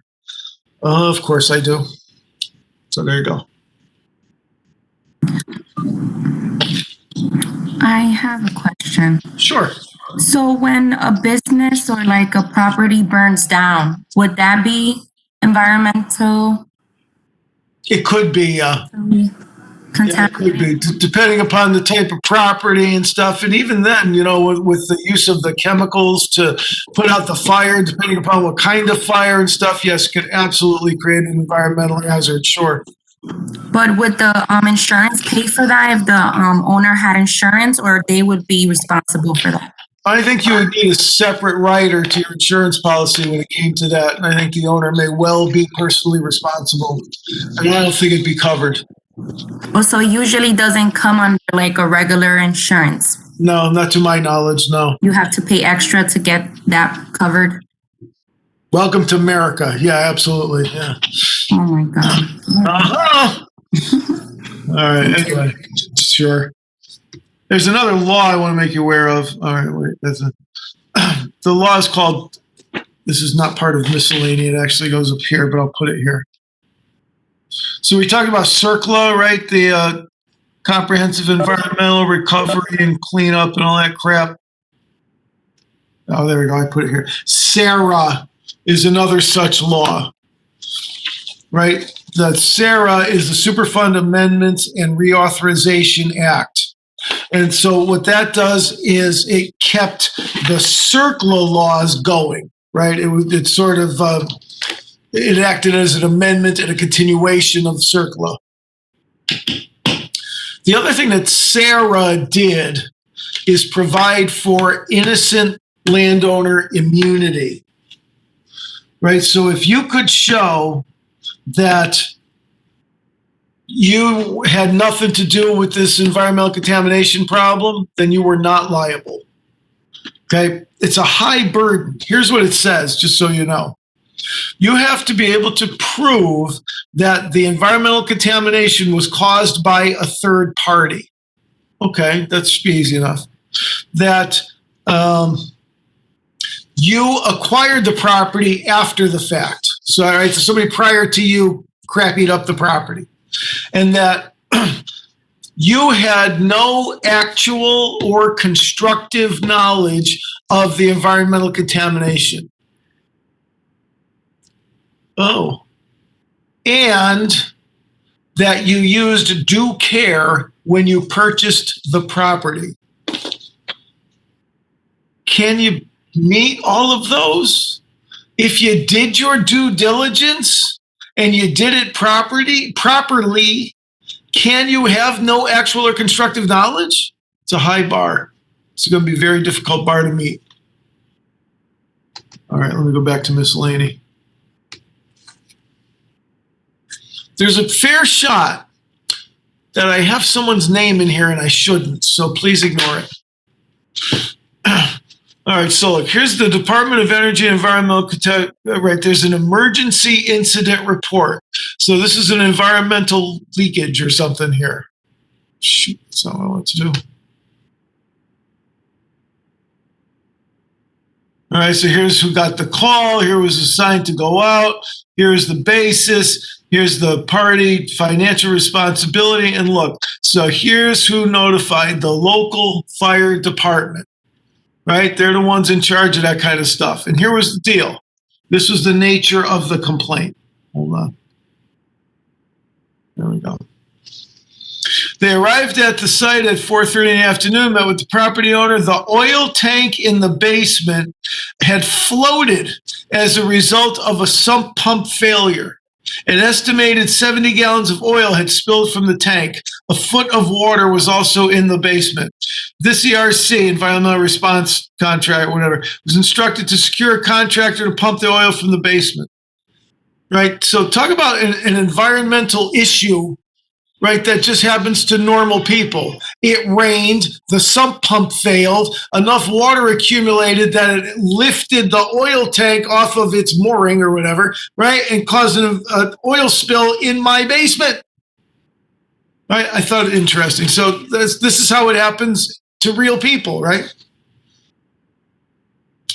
All right, this used to be a question on the test. I don't know if it is anymore, but I'm going to tell you anyway. I don't care what you believe. I'm telling you the answer to the question, okay?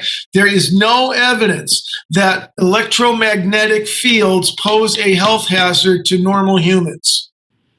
Okay, they may be noisy and drive you nuts. That's one thing.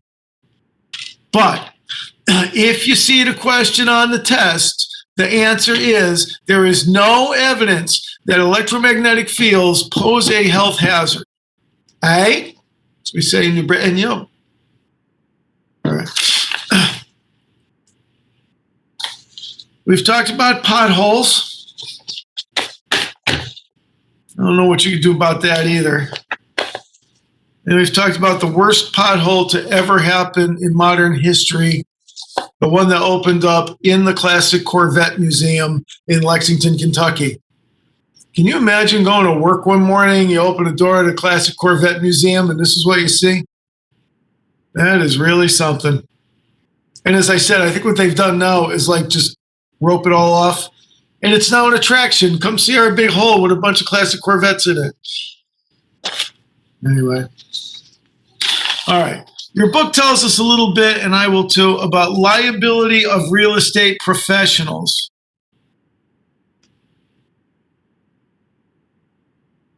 Stand by.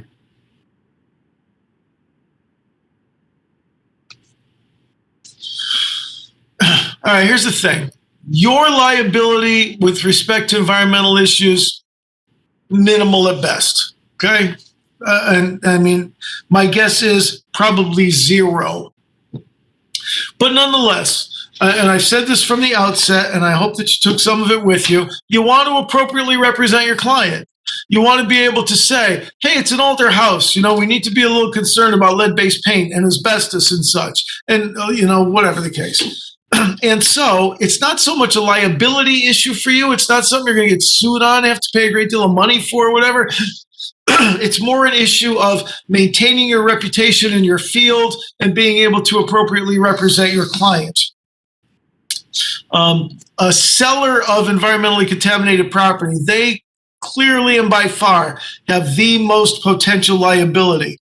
A purchaser could have liability as a present owner of the property. A lender, there used to be a law that said that lenders could be responsible for environmental cleanup. Holy crap, you can't have that. Oh my God. So that law was changed. Nonetheless, environmental contamination can cause a lender's collateral to be worthless. So there is some portion of due diligence that needs to happen here. Let's see. I talked about all that. All right. So that's that. Let me talk about a couple of Connecticut things, and that'll conclude our evening. Let me bring this out again, just in case I need it. All right, just a couple of Connecticut things, as I said. First of all, asbestos.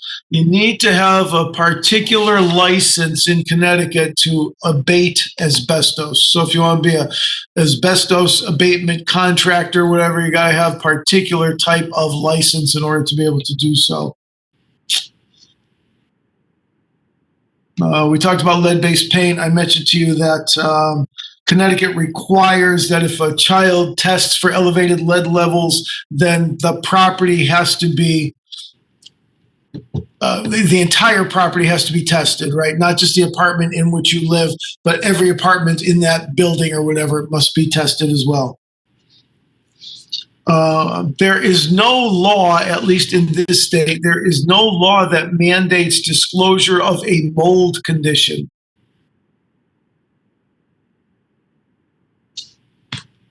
However, query whether the presence of mold is a material fact and as such must be disclosed.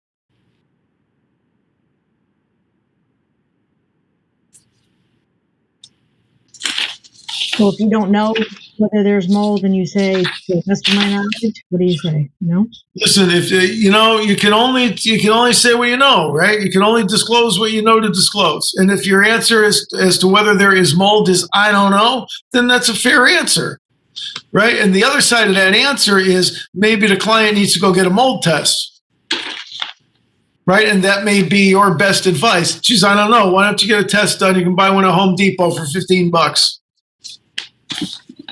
And you would need to disclose that whether or not it's been mitigated, right? Mold? Yeah. I think if you don't have an obligation to disclose mold, you don't have an obligation to disclose its mitigation either. Okay. That's what I would think. Okay. Let's see. Urea formaldehyde insulation is illegal in Connecticut as of June 1st, 1981. Just telling you. Underground storage tanks we talked about, hazardous waste, property transfer, I don't know, I don't think we need to worry about that. All right, so then finally, disclosure of off-site conditions.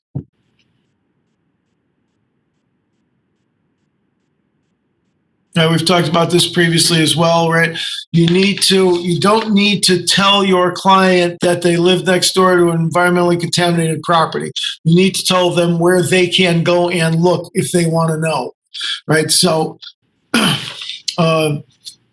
written notice to the purchaser of the availability of the DEEP inventory of environmental problematic sites fulfills your obligation.